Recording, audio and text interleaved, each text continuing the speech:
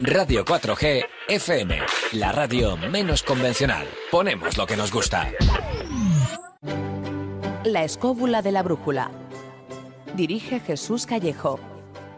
Presenta David Sentinella.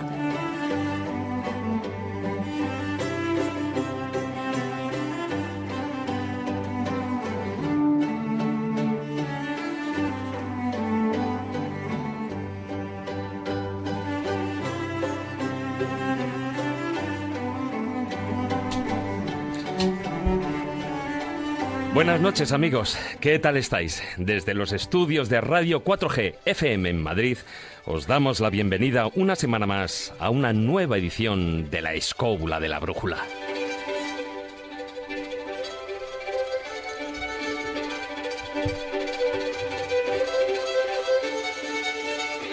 Resulta obvio que todos los gobiernos ocultan información secreta a la población y que, pasado el tiempo, solo una parte termina saliendo a la luz. Es bajo esa premisa que series como la famosa The X-Files, Expediente X, abrieron la conciencia pública sobre la conspiración que ha existido en referencia al fenómeno OVNI y a otros fenómenos que, con el sello inexplicables, aparecen en los verdaderos expedientes secretos de las agencias gubernamentales. Pero, ¿cuánto hay de cierto en la serie? Aprovechando que después de 14 años de silencio se está emitiendo la 10ª temporada de Expediente X, hemos querido abarcar el tema con la ayuda del historiador Daniel Gómez Aragonés y analizar la mítica serie.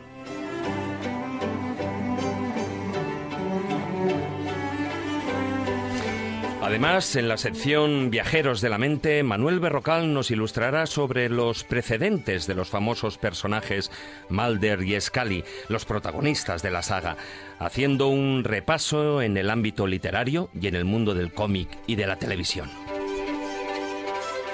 Y como no, Miguel Salas nos ambientará también el tema con una de sus mordaces historias bífidas, esta noche bajo el título El último expediente.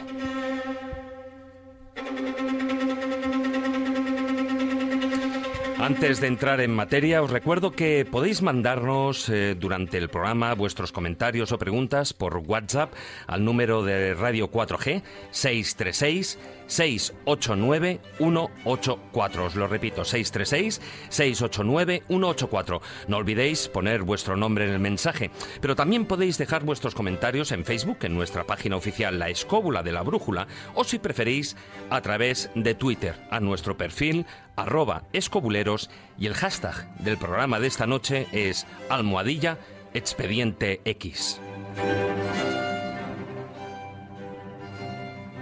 Pero además, si lo deseáis, esta noche podréis entrar en antena en directo a través del teléfono para decirnos cuál es vuestro capítulo preferido de la serie, el tema que más os ha gustado de los que se han tratado a lo largo de estas 10 temporadas. Será durante el filandón, a partir de la primera hora de programa, al siguiente teléfono. Ir tomando nota: 91014 60 38. Os lo repito también: 91014 60 38.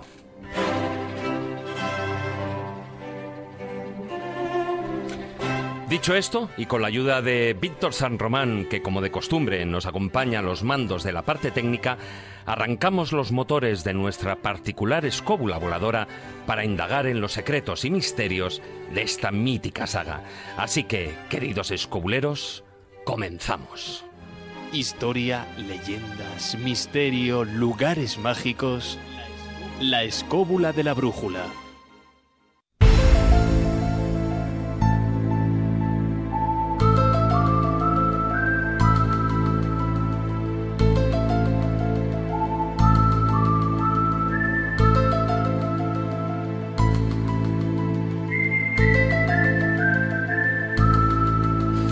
A finales de enero, hace apenas un mes, la CIA realizaba un guiño al estreno de la 10ª temporada de Expediente X, al recordar en su página web la desclasificación que en 1978 realizara sobre lo que podríamos llamar los verdaderos expedientes X del fenómeno OVNI. En aquella primera desclasificación hizo público fotografías e informes secretos sobre avistamientos registrados en los años 40 y 50 del pasado siglo. A esa desclasificación oficial siguieron otras, igual o aún más controvertidas.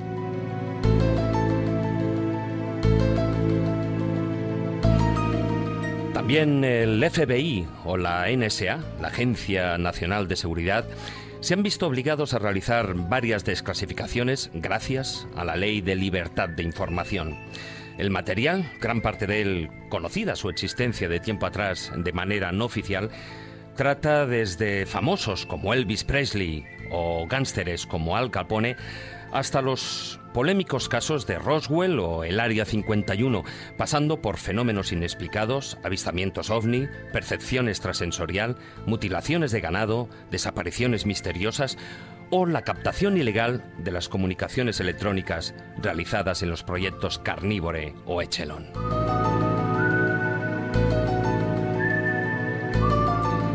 Pero el gobierno estadounidense no es el único que ha realizado este tipo de actos. En 2012, el ministro de Defensa británico, después de haber negado en varias ocasiones que hubiera investigado el fenómeno ovni, terminó por difundir unos documentos que revelaban por primera vez los detalles sobre una oficina del gobierno dedicada a los ovnis, una unidad especial del Ministerio de Defensa que entre 1950 y 2009 investigó más de 10.000 supuestos avistamientos, desclasificando algunos de los documentos secretos de estos archivos nacionales que cubrieron casos ovni entre 1985 y 2007 y sobre los que el mismísimo ex primer ministro Tony Blair estaba al corriente. En España, al igual que en otros países, también se realizó una desclasificación oficial. Fue en 1992 cuando el Ministerio de Defensa inició un proceso de apertura de expedientes OVNI de las Fuerzas Aéreas Españolas a través del Mando Operativo Aéreo. Sin embargo, más allá de la temática, existe un punto en común en las desclasificaciones que se han venido realizando en los diferentes países: su manipulación y falta de transparencia. Todas han sido tremendamente cuestionadas debido a la gran cantidad de información mutilada, manipulada y a las pruebas desaparecidas, tanto a nivel de documentación, análisis técnicos, fotografías, vídeos, grabaciones de audios, así como de objetos físicos hallados durante las investigaciones. Esta noche, en la Escóbula de la Brújula, hablaremos de la famosa serie de televisión, de sus películas y de algunos de los casos reales que sirvieron a los guionistas como referencia para elaborar la trama de sus capítulos.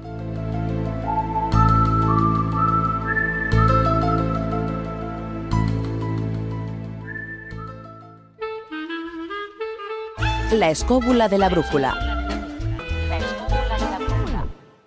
Before you slip into unconsciousness, I'd like to have another kiss, another flashing chance at bliss, another kiss, another kiss.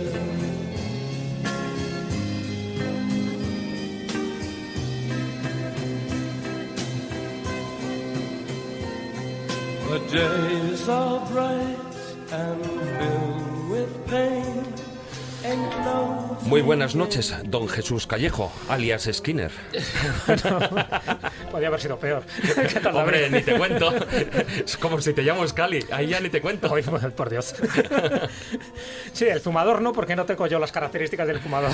No. De esa te libras. Si pudiéramos elegir personaje, ¿verdad? ¿Cuál escogerías? Uy, me lo pones un poco difícil. No sé, yo creo que sería uno de los pistoleros solitarios. Bueno. No sé cuál de ellos. Hoy tenemos uno aquí, o sea que... Sí, bueno, yo creo que es eso. Es una serie tan icónica que de alguna forma todos nos sentimos representados, hombre, evidentemente los protagonistas, ¿no? Cantidad de gente que a partir del estreno de la serie en España se empezaron a llamar Mulder y Scully y haciendo sus investigaciones privadas o no tan privadas, pero es lógico porque te sueles identificar pues con aquellos que son ídolos, y esta es la pareja, la famosa pareja que representó pues todo un antes y un después en esas investigaciones ovnis, ¿no? Y además con la tensión sexual correspondiente, que eso también daba mucho juego. Eso es implícito a los guiones, pero ojo, no solo las investigaciones sobre el fenómeno ovni. Principalmente sí por la trama general y que luego hablaremos, pero también sobre muchos temas paranormales. Sí, hombre, si solo se hubieran fijado en la trama ovni, en la conspiración, en Roswell y lo demás, no hubiera durado tanto. De eso estoy totalmente convencido. Precisamente el acierto de Chris Carter es porque dijo, vale, empezamos con algo que a la gente le llama la atención, que es aquello que nos ocultan los gobiernos, y casi siempre lo que nos ocultan los gobiernos gira en dos temáticas, que es conspiración pura y dura, es decir, algún asesinato de alguien tipo Kennedy que no te dan toda la información, o bien toda esa supuesta conspiración ufológica del pacto que se ha hecho con los extraterrestres y que viene de Majesty 12, ¿no? Pero claro, como todo eso genera, incluso el Área 51, como todo eso genera muchísima especulación, libros, artículos, conferencias, congresos, pues tienes un caldo de cultivo totalmente adecuado. Pero por mucho que tires ahí de la ubre, de esa vaca, es muy difícil que puedas hacer 9 o 10 temporadas. De ahí que luego surgieran, y además yo creo que fue un acierto perfecto, pues los monstruos de la semana. Es decir, que cada cierto tiempo y prácticamente 2/3 de los distintos capítulos de los episodios pues tienen que ver con este tipo de monstruos, y eso sí que incide ya en esa cosmovisión mistérica que tiene muchísima gente. Quieren tú que les cuentes eso, vampiros, si hay monstruos, si hay triángulos de las Bermudas, si hay multitud de fenómenos y cómo son tratados, y ahí donde yo creo que radica la clave de Expediente X y sobre todo del éxito, que muchos de ellos están basados en casos reales, evidentemente deformados por los guionistas para su propio uso, pero están basados en casos reales y en arquetipos del misterio. Es decir, en todos ellos siempre aparece algo relacionado con la religión, algo relacionado con el chamanismo, algo relacionado, pues yo qué sé, con los monstruos, con la vida salvaje, con los vampiros, los hombres lobos. Y entonces, si tú eso encima lo haces bien y tienes a dos protagonistas carismáticos, como es el caso de Mulder y Scully, pues tienes ya el ingrediente perfecto y encima todo dosificado para que se vaya, o sea, no se resuelva, salvo este tipo de expedientes X monstruosos, es decir, donde aparece siempre algún tipo de monstruos, pero que el resto de la trama, sobre todo la conspiranoica ufológica, no se resuelva en un capítulo, sino que continúe, y que haya malos, y que haya además un gobierno oculto, que es el sindicato, y que haya determinados personajes que ponen la zancadilla a los protagonistas para que no puedan acceder a la verdad. Claro, si esto fuera real, es decir, Mulder y Scully hubieran muerto ya hace mucho tiempo. Sí, está claro. Cuando te acercas demasiado a esa verdad que está ahí fuera, o que está ahí dentro, a saber, ¿no? Corres un riesgo tremendo, y el riesgo que corres es con tu vida. Que si no hay investigadores ovnis, que si no hay investigadores de lo paranormal que han muerto de forma sospechosa. Y luego podemos comentar algún caso, ¿no? Desde Morris Jessup a Faber-Kaiser. Sí, sí. Entonces, cuando... La conspiración siempre está ahí. Claro. Cuando sabes que hay algo de verdad en esto, cuando sabes que la gente se ha jugado la vida, los Expedientes X, a pesar de que es una serie de ficción, adquiere otro valor, adquiere mayor importancia, porque en el fondo dices... ¿Y qué te dices? Pasa como me pasó con lo de Matrix. ¿Y qué te dice a ti que no están acertando? O sea, que esto que aparece como una ficción no te están dando una serie de claves, claro, que la única forma de que te lo metan sin dolor es con la epidural. Y la epidural es una serie de fantasía. Digo, no, si esto no pasa nada, estos son imaginaciones, estos son los guionistas que han creado esta serie para que tú te distraigas. Ya. ¿Y si hay algo más? Y ese algo más es lo que ha pinchado, ha inoculado ese virus, ese cáncer negro, por utilizar una metáfora de Expediente X, a muchísima gente, entre ellos a mí. Yo voy a contar una anécdota que mucha gente no sabe. Cuando se estrena la serie en el año 1996 aquí en España, se crea un círculo de amigos de Expediente X y hay un comité de expertos que está coordinado por Javier Sierra. Bueno, pues dentro de ese comité de expertos, que estaba Enrique de Vicente, que estaba Bruno Cardeñosa, que estaba Manuel Berrocal y que estaba yo. No, estaba Carballal también, sí. Carballal también, efectivamente. Y José Guijarro. Entonces, se hicieron una serie de fascículos para comentar lo que había detrás en algunos de esos capítulos, sobre todo de la primera temporada.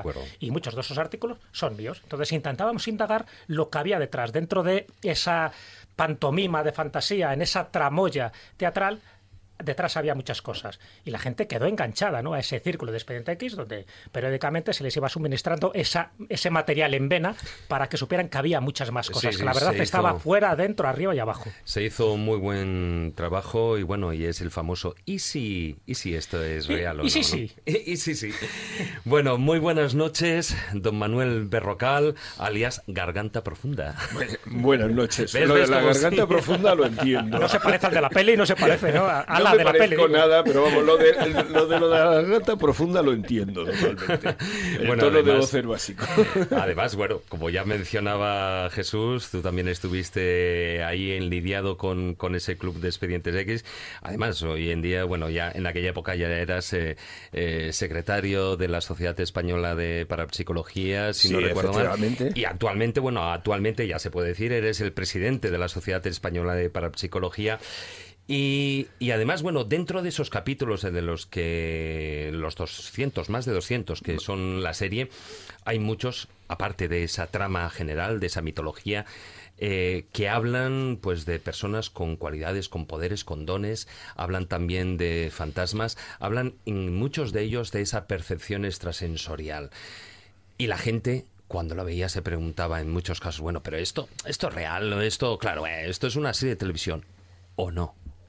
Bueno, la verdad es que Chris Carter es un personaje francamente curioso ya en sí mismo, muy por encima a veces de la serie. Chris Carter no creía nada de estas cosas, incluso realmente le parecían verdaderas chorradas. Lo que pasa es que un día se encontró un estudio en el que se decía que aproximadamente casi en aquella época había unas 8.000 personas que aseguraban haber sido abducidas por los extraterrestres, lo cual le estableció el hecho de decir, bueno, ¿qué es lo que hay aquí? Empezó a meter un poquito las narices y se encontró con toda una mitología que francamente no se esperaba que existiera detrás de estos supuestos fenómenos, considerados un poco, pues bueno, pues para frikis y gente un poco fuera de la sociedad, ¿no? La realidad es que él firma Expediente X por 3 años, originariamente, porque la Fox no daba un duro por esta serie, hay que ser sinceros. Lo que pasa es que, bueno, fue un fenómeno absolutamente que no se esperaba, lo cual significó que él se llevó una gran sorpresa y la Fox más todavía.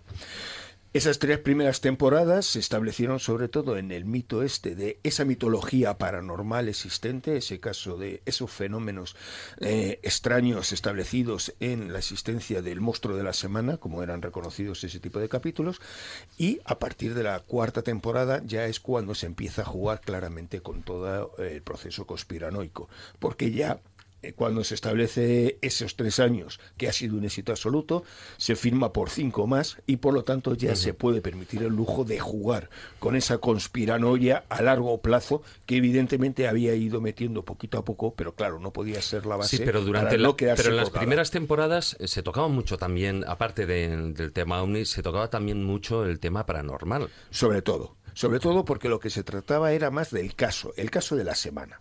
Y entonces, claro, eso dependiendo tenías o el monstruo de turno, si fuera el que fuera, o en un momento determinado la existencia de fenómenos que no eran comprensibles. Esos fenómenos anómalos como la existencia de edificios inteligentes que en un momento determinado eran poseídos por un espíritu, o la existencia de personas con capacidades paranormales. Es decir, esa verdadera mitología del fenómeno paranormal en el cual fue cogiendo de alguna manera cada caso o cada situación más conocida o más habitual dentro de este mundillo y era la base para un capítulo. De todas maneras, y vamos, ahora mismo estoy hojeando el documento, el memorándum sobre percepción extrasensorial que en su momento hizo el propio FBI, porque a pesar de que se pueda creer y tal cual que todo esto era una ficción, ¿no? Incluso el propio FBI pues tenía dentro de los apartados de las investigaciones, hizo un memorándum sobre el tema muy intenso, absolutamente, bueno, pues tachado con, bueno, lo habitual de estos estudios, hipermutilado, pero que durante esos primeros capítulos y cuando se trataban temas muy serios dentro de la investigación paranormal, se tiraban de esas documentaciones, de esos casos que eran auténticos y que incluso el propio FBI había estado investigando. Vamos a ver, durante los años 70 y 80 de 1970 y 1980 hay todo un registro muy importante de todos estos casos y la mayoría realizados en centros de investigación que pertenecen a universidades americanas. Bueno, ya te digo, el memorándum los primeros documentos que hay son de 1957. O sea, sí, imagínate. pero realmente cuando estamos hablando que cuando se empieza a realizar un estudio importante es a partir del 67, en el cual vas a tener diferentes universidades implicadas, en las cuales lo que se va a ir buscando es eso, la base existente de todos estos fenómenos. Tanto el FBI como la CIA, como la NSA, como incluso la Marina, siempre jugaron mucho con estos fenómenos porque consideraban que eran... porque había una base real, supuestamente. Y además formaron una parte muy importante de la Guerra Fría. Efectivamente. Entendamos que durante todo este tiempo la competición Estados Unidos, la antigua URSS, sobre el estudio de estos fenómenos, en el fondo tenían dos bases principales. La creación, por un lado, de comandos especiales que se dedicaran de alguna manera a determinar parapsicológicamente las actividades del enemigo, ya fuera por localización de bases perdidas o localización de espías en un momento determinado, y la segunda era, por encima de todo, la creación de los famosos espías durmientes. O sea, gente que en un momento determinado fuera preparada para que, por el medio que fuera, más o menos psicológico o parapsicológico, en un momento determinado pudiera ser despertado y pudiera actuar claramente como un comando introducido en el campo del enemigo. Esas dos situaciones, que fueron perseguidas descaradamente durante un montón de años, sin duda alguna, dieron muchos resultados muy curiosos y muy interesantes. Lo malo es que, claro, no es fácil acceder a esa información. Estamos hablando de proyectos como el MK Ultra, por ejemplo, ¿no? Y todos los procesos que hay sobre visión remota, entre otras cosas. Lo malo de estos casos es que detrás hay también mucha situación mal utilizada, o utilización de gente pues en un momento determinado para experiencias de el utilizar drogas en dosis masivas para conseguir en un momento determinado ese control sobre las personas, que dieron malos resultados, evidentemente, con la muerte de más de uno, y en ellos se utilizaron, pues hay que ser sinceros, o sea, Estados Unidos manejaba desde personas de segunda fila, como eran los negros en aquel momento, o todo tipo de retrasados mentales. O sea, y esas cosas, claro, que hoy en día salgan a la luz, pues es francamente problemático, porque vamos a ver, lo que habitualmente no se dice es que cuando se empiezan a hacer las primeras experiencias de la bomba atómica, lo que se utilizan son retrasados mentales para ver qué pasaba con ellos.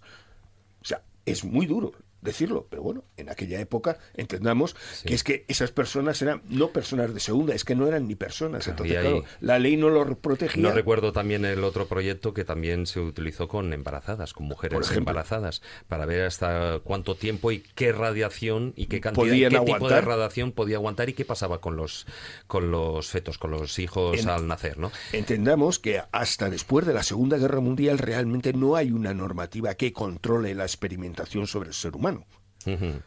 Entonces, todo lo que es anterior hacían lo que les venía en gana, y da igual que fuera Inglaterra con los subnormales, Estados Unidos con los negros o los nazis con los que les vinieron sobre bien. todo a raíz de eso, después de las burradas que hicieron los nazis, ¿no? Yo con el doctor Mengele y compañía, ahí tuvieron que hacer ya una reglamentación porque si no todo valía. Claro, es que a partir de ese momento es cuando existe un de todas formas, esto lo iremos desarrollando y hablando ampliamente también con los debidos capítulos. Dejar que presente que todavía nos faltan compañeros y nuestro invitado, por supuesto, por presentar. Muy buenas noches, don Miguel Salas, el pistolero solitario. Buenas noches. Te tocó. El pistolero solitario. Le ha tocado, sí, porque además es que le pega. Porque, pero ¿qué de los tres? Porque además, que le elija, porque él es un verdadero pistolero solitario, en cuanto a que además es un autodenominado como friki dentro del fenómeno de los expedientes X. Que estamos aquí, yo creo que nos podemos definir como frikis, ¿eh? Sí, pero a ver, hombre, tú inauguraste un club, pero es que él hasta tiene una app en el propio móvil sobre el tema. Sí, efectivamente, es una red social de amigos de Expediente X. Se llama, para quien esté interesado, X-Files, ¿no? Y están poniendo pues actualizaciones de los nuevos capítulos, tomas falsas de las viejas temporadas, en fin, un sitio divertido. Hay un montón de gente de todo el mundo, que es lo bueno que tiene Internet, que nos pone en contacto a los más frikis de las cosas. Bueno, esta serie tiene muchos seguidores, pero incluso de las cosas más pequeñitas, ¿no? De todas maneras, yo pensé que era friki hasta que he llegado aquí. Y me he enterado de que erais, no sé qué, del Pues cuidado, que todavía no ha hablado Dani. Sabios de Expediente X. Joder. Pues y aquí mi amigo tiene no sé cuántos libros, vamos, todos los publicados, habidos y por haber. Pero sí que es verdad que yo recuerdo, y esto ya son historias de la abuelo Cebolleta, claro, a mí me pilló en la adolescencia. Hay dos series que a mi generación nos marcaron mucho, ¿no? Que fueron Twin Peaks, ¿no? Sí. Y Expediente X. Y yo recuerdo pararse un botellón en una casa para poner Expediente X, porque entonces la televisión digital no existía, claro. Entonces, todo el mundo con la fiesta y las copas, apagar la música y ponerse la mitad a ver Expediente X, ¿eh? Esto no lo conseguía cualquier serie. No, ni hoy en día. Bueno, y ahora sí, va siendo el momento, la hora de presentar a nuestro querido amigo, nuestro invitado, Daniel Gómez. Hola, muy buenas noches, caballero. Muy buenas noches, don David. Hoy además, y ya lo decían algunos de los WhatsApps que hemos recibido, dice uno de ellos, Yadrap, dice: cuando Dani avisó por Facebook esta semana que estaría en la escóbula hablando de un tema muy X, pensé que hablaría de Alfonso X. Este chico es una caja de sorpresas. Bueno, está claro, eres una caja de sorpresas porque, eres licenciado en Humanidades en el área de Historia, siendo un grandísimo especialista en el mundo visigodo. Eres colaborador de la Orden del Toledo Culto, que realiza esas rutas especiales donde la historia, la magia y el misterio son esos ingredientes esenciales, indispensables. Y además has escrito, varios libros. El último, si no me equivoco, es El esplendor del reino visigodo de Toledo, ¿no? Con la editorial con Covarrubias. Iba a decir, como un historiador, un potentado de la investigación del mundo visigodo, le da por meterse con los Expedientes X, pero aquí también... Por eso mismo. Bienvenido al Club Friki. Por eso. Bien hallado, totalmente. Estoy alucinado y me acabo de dar cuenta que tanto Jesús como Manuel son del sindicato. Tiene información privilegiada, les hemos pillado. Nos ha quedado muy claro, o sea, ha quedado muy propio. Hay que cambiar el nombre. Totalmente, os hemos pillado. Pero para que veas hasta qué extremo uno es del sindicato, te lo iba a decir luego, pero te lo voy a decir ahora. Ese libro que tenés encima de la mesa, ese le corregí yo. Ya me has dicho todo. Ya me has dicho todo. Yo me voy, ¿eh? Solo te falta el cigarro, no digo más. No, sí, yo decía garganta profunda, es más el fumador, yo creo. Lo que pasa es que lo dejó. Bueno, el fumador también lo dejó antes de empezar la serie, y su problema es que le tuvieron que preparar cigarros especiales. Estamos hablando del actor. Del actor, claro, sí. Evidentemente. Cigarros especiales de hierbas para que volviera otra vez a fumar. Pues así salían los episodios. O sea que de hierbas, vale. Hierbas. Bien. Bueno, Dani, ¿cómo te dio a ti? Pues un poco también como ha dicho Miguel, a mí es una serie que me pilló también en la adolescencia, como Twin Peaks, y yo creo que un poco lo que hemos venido explicando y hablando desde el inicio del programa, no es una serie más, no es algo más. Te das cuenta de cuando ves un capítulo de Expediente X, reflexionas, piensas, ¿de dónde viene esto? ¿Cómo han podido sacar esto? Hay un trabajo de documentación espectacular. Yo ahora mismo lo tengo muy claro. Hasta que se haga una serie de televisión sobre visigodos, mi serie favorita va a seguir siendo Expediente X, aunque Carlos Canales han salido vikingos, han salido de todas. Carlos Canales ya me avisó y me dijo: no tientes al diablo, a ver si van a hacer una serie y luego te vas a lamentar y va a ser peor el remedio que la enfermedad. Así que bueno. Te puedo decir que es una serie que he visto completa, o sea, desde la primera a la 9ª temporada y las 2 películas, 4 veces. Algunos capítulos que me han interesado mucho, pues ya se han ido a 1 docena, 2 docenas de veces. Como el capítulo favorito del a tu familia la tendrías amargada totalmente, ¿no? Seguramente que me he ganado dormir en el sofá con mi mujer, me ha mandado al sofá alguna vez. Razón tenía, lógicamente. Se lo sabe de memoria todos los capítulos. Es una maravilla. Mi objetivo realmente es que una vez que concluya el último capítulo de la 10ª temporada, la semana que viene... O sea, esta semana sí. Es ir a por la 5ª. O sea, ya ver de nuevo toda la serie desde la primera a la 10ª temporada con las 2 películas que considero que son importantes. ¿Por qué este interés?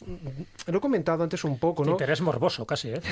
Sí, no puedes decirlo, no te cortes, Jesús, es verdad. Expediente X, digamos que nace además en una década especial, como es la década de los 90, ¿no? Una década muy dinámica, donde mirábamos también de reojo a ese nuevo siglo. Yo creo que Expediente X, desde su estilo, su puesta en escena, sus músicas, sus interpretaciones, rebosa ante todo autenticidad.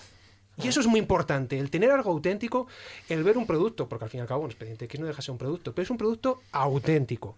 Y como digo, ese es el kit de la cuestión, la importancia de encontrar hoy en día, o hace 20 años, me da igual, algo auténtico. Capítulo aparte, yo creo que merece, se ha venido comentando, todos los temas que se tratan. Cualquier persona que sea un amante de la cultura del misterio, de la antropología, de la historia, de las leyendas, de la religión, en el amplio espectro de la palabra, en Expediente X encontrará su sitio.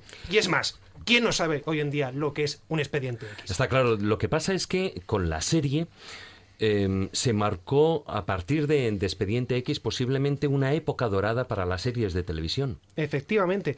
Yo creo que llevamos más de una década viviendo una explosión de lo que son las series de televisión, que coincide también con una malísima temporada para Hollywood.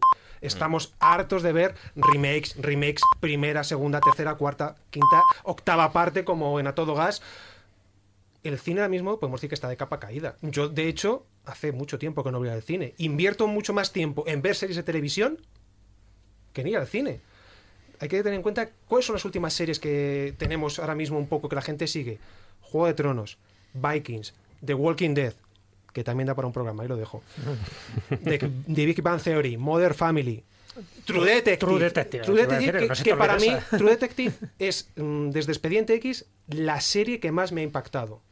Y además recoge parte de lo que... Y luego también las series históricas y, como no, una que mezcla historia y misterio. De reciente, ahora acaba de salir la nueva temporada, El Ministerio del Tiempo. Hombre, para mí es una serie un poquito especial porque tuve la fortuna de aparecer en un capítulo. Entonces, apareció con las huestes de Spínola. Efectivamente, era uno de los soldados de los tercios de Spínola. Ramón Langa, alucinante. Esa voz de Bruce Willis, verla en persona, como digo, llama mucha atención. Y es una serie que podríamos decir, y suena muy mal, que para ser española, que esto suena mal decirlo, pero es así, es muy buena. Como bien has dicho, mezcla historia, mezcla ciencia ficción y, sobre todo, en las redes sociales ha hecho despertar un interés, ha generado, podemos decir, una marabunta de personas interesadas en nuestro pasado, que solo por eso merece la pena seguir la serie. Pero fíjate, es algo curioso, porque lo hizo en su momento Expediente X. Fue la primera serie el que en una incipiente Internet pues ya andaba por ahí con verdaderos forofos y que luego, por supuesto, iban a todas las convenciones, etcétera, etcétera. Pero fue la primera que en lo que se puede llamar Usernet, que creo recordar era en la época, ¿no? Esa primera Internet, o sea, creaba verdaderos forofos en los clubs y en los chats. Otro motivo más para hacer un programa homenaje a Expediente X, como yo creo que es este. Yo creo que cuando termine el programa la gente tiene que darse cuenta, sobre todo aquellos que no sean fans de Expediente X, darse cuenta de la importancia que ha tenido en nuestra cultura la serie Expediente X. Hay que tener en cuenta que es la primera serie que empieza a crear club de fans en todo el mundo después de Star Trek, lo cual, desde que existió la original Star Trek hasta entonces, habían pasado años suficientes como para que ninguno hubiera tenido esa respuesta a nivel social. O sea, es muy importante. Y bueno, y lo que Jesús y yo estábamos metidos realmente era un club de Expediente X en España, que su base era realizar una especie de boletín que pasaba a todas aquellas personas que tenían interés, y luego la base era para crear congresos a nivel de universidades donde la gente pudiera oír hablar de estos temas con gente más o menos preparada. Aquello no llegó al fin a cumplirse, fue una gran pena, pero sin duda alguna la idea partía ya de eso, de crear todos unos seguidores que, por un lado, se acercaran a la serie como diversión y como otra, como base para un conocimiento de otros fenómenos. Claro, es un dato abrió muchas mentes, ¿eh? Sí, muchísimas, muchas más de las que conocemos. Es que eso es importante, o sea, ¿por qué estamos haciendo una especie de homenaje a Expediente X? Aparte que nos gusta esa serie, podríamos hacer muchísimos más programas de otras series, pero sin embargo la hemos hecho de esta por una razón, porque justo cuando se empieza a difundir la serie, tanto en Estados Unidos como en España, a pesar de que hay 3 años de diferencia, ocurren 2 fenómenos sociales y mediáticos importantísimos. No solo que la gente se enganche a esta serie por lo bien hecha que estaba, sino que empiezan a abrirse un poco la perspectiva de que este tipo de temáticas son atractivas, y el número de avistamientos ufológicos se incrementa al triple de los que habían ocurrido anteriormente de emitirse la serie. Eso lo notó Inglaterra, lo notó Estados Unidos, se notó en España a partir del 96. Es decir, o bien mucha gente que se lo inventaba porque quería tener ese momento de protagonismo, o bien porque se dieron cuenta de que contar estas cosas ya no era tan raro. Y no solo eso, sino que el hecho de ver esa serie todas las semanas en televisión, lo que hacía es que, por decirlo de una manera, esos objetos volantes no identificados están ahí igualmente. Otra cosa es que haya ojos que los estén mirando. En aquel momento, con la serie, muchos grupos de nuevos investigadores, fans sobre el tema, que les gustaban el fenómeno OVNI y tal, se dispusieron a hacer un montón de alertas OVNI.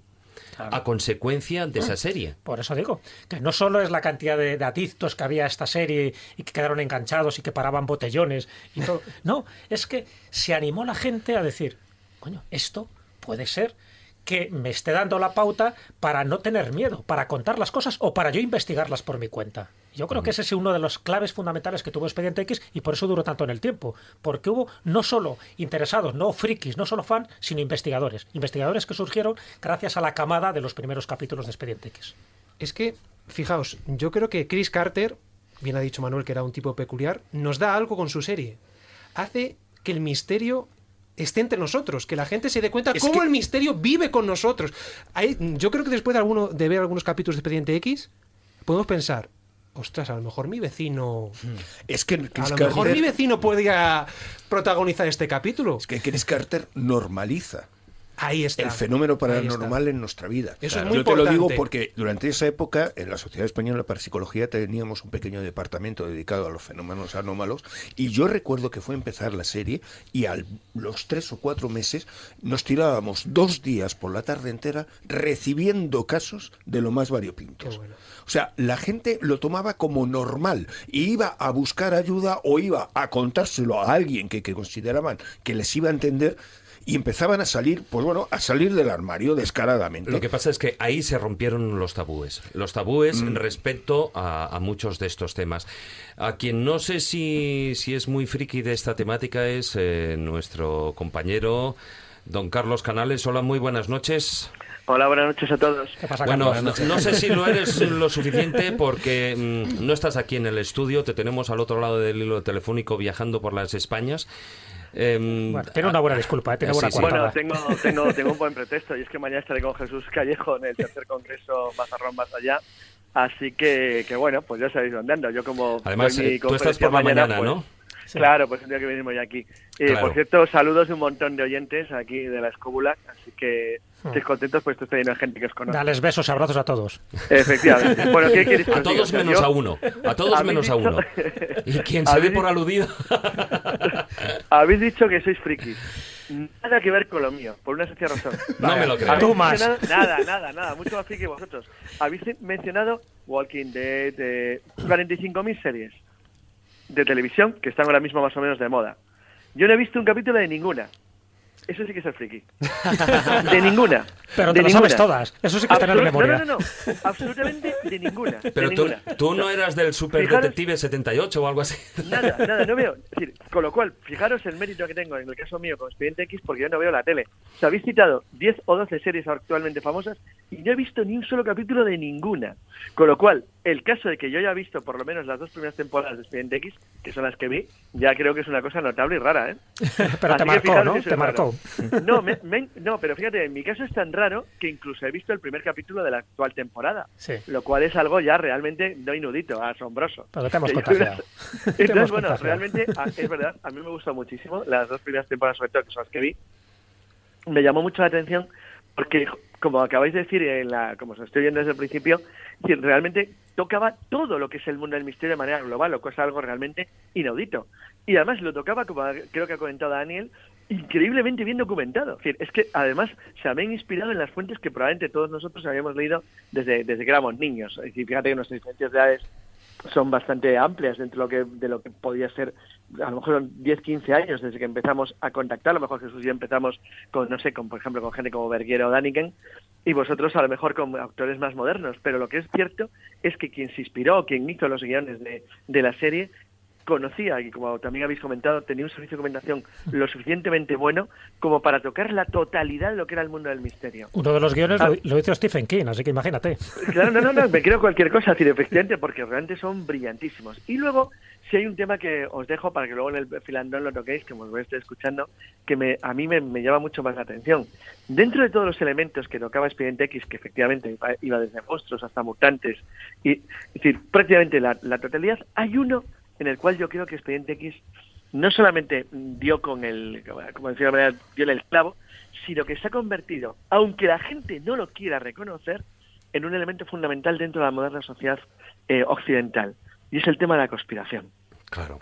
La idea de que existe una conspiración que oculta algún extraño plan y que esa conspiración engloba tanto todo que incluso, como se ve apuntando ya en la nueva temporada de la serie, ocultaría el fenómeno extraterrestre disfrazado bajo un problema humano que pretende, es decir, ampararse en él para todo tipo de malvadas causas injustificables. Realmente el elemento conspirativo que subyace todo el contenido de la serie es para mí absolutamente fascinante, porque creo que ha tenido un impacto realmente muy, muy importante en la sociedad occidental, y lo digo en serio. Lo que pasa va es muchísimo más allá de lo que sería una serie de televisión. Lo que pasa, Carlos, es que esa conspiración, en la mayoría de las ocasiones, se ha visto apoyada socialmente, o esa idea de la existencia de esa conspiración en toda la documentación, en todos esos archivos secretos que se han ido desclasificando a lo largo de tiempo, en todas esas investigaciones, y luego, por otra parte, en la negativa de la existencia del fenómeno en sí. Creo claramente que creo que no. O sea, sí, creo que no. Y creo que por eso es tan fascinante Expediente X, porque me da la sensación, y es una sensación mía, que realmente, fíjate que como esto es la conspiración anticonspiración. Es decir, que incluso a los Estados Unidos... Carlos, en esencia. No, es la misma historia que un libro que a Jesús le sonará, que es La Pantera Profética. Sí, hombre, me sonará y lo he leído además. Claro, un libro absolutamente increíble que toca un tema muy curioso, que es el cómo influyó en la población mundial el hecho de que el cine americano tuviera tanta fuerza sobre la opinión de millones de seres humanos de todo el planeta, no solamente de Estados Unidos, en los años 50 y 60, hasta el extremo de que daban por hecho de que los norteamericanos tenían capacidades muy por encima de lo que en realidad tenían. Bueno, pues Expediente X va por el mismo camino. O sea, Expediente X acaba intentando convencer de una manera u otra a toda la humanidad de que los norteamericanos tienen naves extraterrestres. Es decir, parece una chorrada, pero esa es la conspiración auténtica. Si la conspiración, no, cuidadín, tienen esto, pero en realidad, si supieras lo que tienen desde los años 40, ese elemento conspirativo, anticonspirativo, es fabuloso. Sí, pero además, fabuloso. Fíjate, totalmente de acuerdo contigo, porque desde el año 47 siempre hay como 2 o 3 temáticas muy relacionadas con la teoría de la conspiración. Por una parte es el pacto secreto que han hecho los gobiernos ocultos, en este caso Estados Unidos, con esta raza alienígena. Por otra parte, una especie de raza híbrida, ¿no?, que parece que están haciendo. Y la tercera es que tú tienes tecnología especial. Claro, que gracias a ese pacto tú tienes una tecnología especial a cambio de que abduzcas a unos cuantos terrestres para tus experimentos. Y eso se sigue manteniendo desde el 47. Realmente, pero es que lo han sitios... cultivado de una manera intensísima a partir de los años 80 en Estados Unidos. Y Expediente X, en cierto modo, juega ese camino. O sea, es decir, con lo cual, fíjate, estamos contando al revés. Estoy dando, esto es para que discutáis luego, estoy dando la posición contraria. No, Expediente X no desvela conspiraciones, no. Expediente X es la conspiración. Es quien la está provocando. Es decir, no, fíjate lo que tienen los norteamericanos, que en realidad hay una especie de gobierno en la sombra que es mucho más poderoso porque tiene contacto con seres no humanos. Toma ya. Es decir, en realidad son ellos. Es decir, es Chris Carter quien está defendiendo la existencia de una conspiración porque les interesa que el mundo crea que hay una conspiración en la cual ellos tienen cosas que están vedadas al resto de los humanos. De verdad que es un tema muy interesante para debatir, porque dirían, bueno, y entonces, ¿por qué nadie se opone a que una serie como Expediente X tenga tanto éxito? Pues porque les interesa que tenga tanto éxito una serie como Expediente X. El gobierno oculto es Chris Carter. No, pero la idea es esa, es decir, que te lo estoy dando la vuelta, es decir, no solamente no denuncia las conspiraciones, sino que las está promoviendo. Promueve la idea de que existe una conspiración, existe o no, si la gente se lo cree, que es lo que pasó en La Pantera Profética, en el libro que acabo de comentar.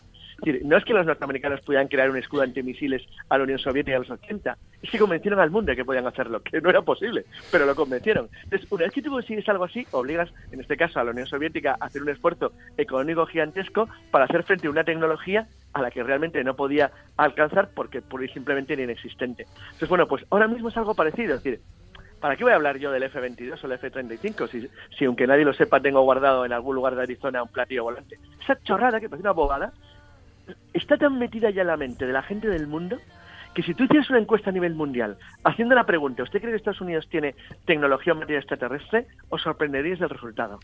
Bueno, lo que pasa, Carlos, es que tú ya te has convertido en un contrainformador. Directamente. O sea, un directamente. ¿No? Un debunker, además, o bueno, directamente reptiliano, pues ya.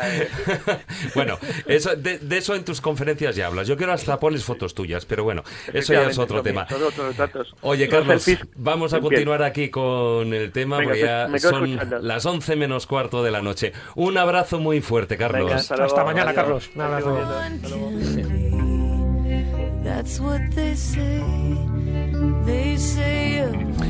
Bueno, ya hemos dejado al debunker ahí a un ladito, ya le hemos colgado el teléfono, no, en serio. La pena es que Carlos no pueda estar aquí. Bueno, en realidad yo creo que no hablaríamos ninguno. Dani no tendría su oportunidad de hablar. Y hoy además queremos que también hablen los oyentes. Os recuerdo esos dos números. El teléfono del WhatsApp, al cual ya nos están llegando un montón de mensajes. Que por cierto, Miguel, uno de ellos, incluso dice, aquello que tú has contado de las fiestas, pues otro Miguel dice: recuerdo estar en las fiestas de mi pueblo con la peña, bebiendo y largarnos de allí para encender la televisión y ver Expediente X con el puntillo para después acabar el capítulo, seguir con la fiesta. Fíjate, o sea, eso es real, es real. Bueno, recuerdo los dos números. El número del WhatsApp es el 636-689-184. Y el teléfono en directo para cuando empecemos el filandón es el 91014-6038. 91014-6038.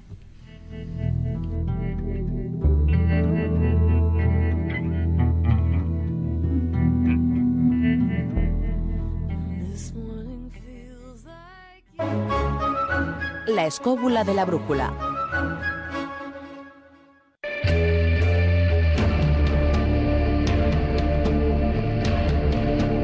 Viajeros de la mente.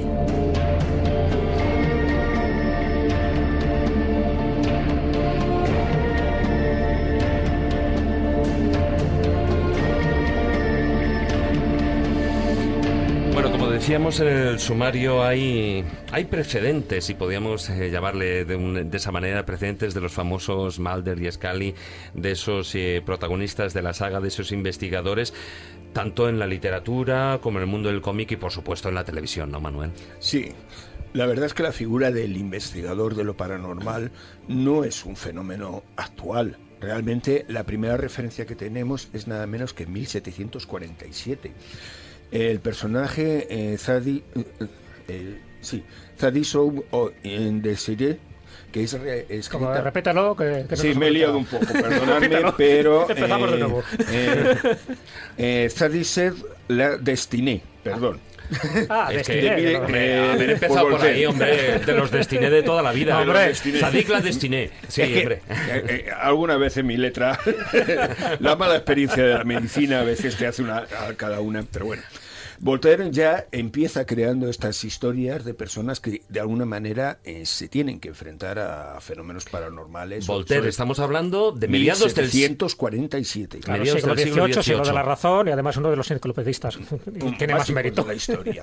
Entonces, lo importante es que ese personaje de alguna manera va a ser el precedente de toda una serie de toda una colección que van a ser dados por diferentes autores.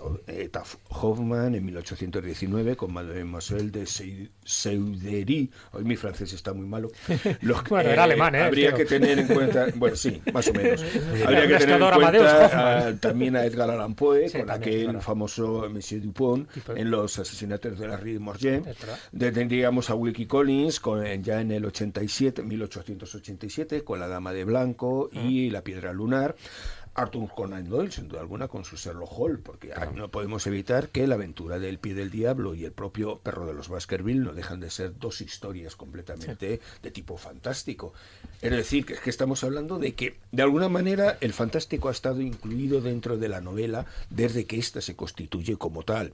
Van Helsing no le vamos a decir, sin duda alguna, por supuesto, el prototipo, por encima de todo, del investigador de los fenómenos paranormales del mundo de los monstruos, o incluso ese Gerselius de Sheridan Le Fanu, que saldría en la novela, por ejemplo, de Carmila, que no deja de ser otro tipo de investigador. Bueno, una vampiresa, ¿no? Efectivamente. Es decir, que estamos hablando de que todos esos fenómenos han tenido sus referentes desde que la novela se convierte en algo popular. Y por encima de todo hay que entender que el fenómeno, el personaje del cazafantasmas, el personaje del que se va a enfrentar a los fenómenos paranormales y demás, va a ser la base sobre todo en esas novelas pulp de los años 1930, 1940. Esos, bueno, se llamaban así porque de alguna manera se realizaban en un papel muy malo, que era papel de pulpa, eran novelas muy baratas y que siempre se ha considerado como, en su momento, como literatura de segundo orden, lo cual es equívoco, porque claro, hoy en día la mayoría de los autores que en aquel momento publicaron son considerados grandes autores. No vamos a hablar de Lovecraft, no vamos a hablar de las obras de Poe, que todas ellas, o otros personajes en un momento determinado, tal vez menos conocidos, como Robert Howard, aunque su Conan sin duda alguna es muy conocido, personajes que sin duda alguna hoy son considerados grandes autores y que en aquella época, pues bueno, tenían su medio de publicación en estos medios, en estas revistas, revistas baratas, vendidas generalmente para una lectura masiva. Estábamos hablando de que en el 30, en 1930, se podían llegar a publicar de algunos números hasta varios millones de ejemplares. En Estados Unidos. En Estados Unidos, claro. Nosotros tuvimos una visión un poquito semejante con aquellas novelas de Aduro que se decían que publicaba sobre todo Valenciana y Bruguera, pero entendamos que el sistema era el mismo, pero la literatura era diferente. Aquí eran autores españoles que, detrás de nombres supuestamente ingleses, aparentaban el escribir grandes novelas. Muchas de ellas, hay que ser sinceros, tenían un nivel muy bueno. Craig Carraldos, por ejemplo, llegó a construir toda una mitología propia de ciencia ficción que sería digna de estudiarse algún día y no dejaba de ser nada más que un escritor español. Pero la realidad es que todos esos personajes, esa imagen directamente de el investigador de los fenómenos paranormales, estarían partiendo en esas novelas pulp. ¿Por qué? Porque permitieron la serialización, es decir, un personaje podía salir varias veces y podía contar múltiples historias. Norgil el mago de Walter Wood Gibson es tal vez el primero que se considera y sin duda alguna tiene una característica que va a marcar ya de alguna manera la imagen posterior e incluso de aquellas personas que quisieron imitar estos investigadores de lo paranormal en la vida real. Este personaje era un ilusionista y a su vez era investigador y se dedicaba, pues bueno, a perseguir fantasmas y todo tipo de historias de este tipo, aparte de sus enfrentamientos correspondientes con la mafia, porque bueno, en aquella época parece ser que era lo normal, ¿no? Hombre, en los años 20-30, pues sí. En los años 30, pues claro, evidentemente la mafia era por encima de todo la base de ello, ¿no? Vamos a tener Robert Howard, como decíamos, el padre de Conan, que sin duda alguna es tal vez su personaje más conocido. Crearía un segundo personaje que es Stephen Harrison, que era directamente un investigador de lo paranormal. Lo que pasa es que bueno, con el tiempo cada vez se fue más convirtiendo en un personaje de aventuras, es decir, que sería la base con el tiempo de ese Indiana Jones que hoy en día todos adoramos, entre comillas, ¿no? Howard también. Y cuando mencionabas a Conan Doyle, él hizo también un personaje, ¿no?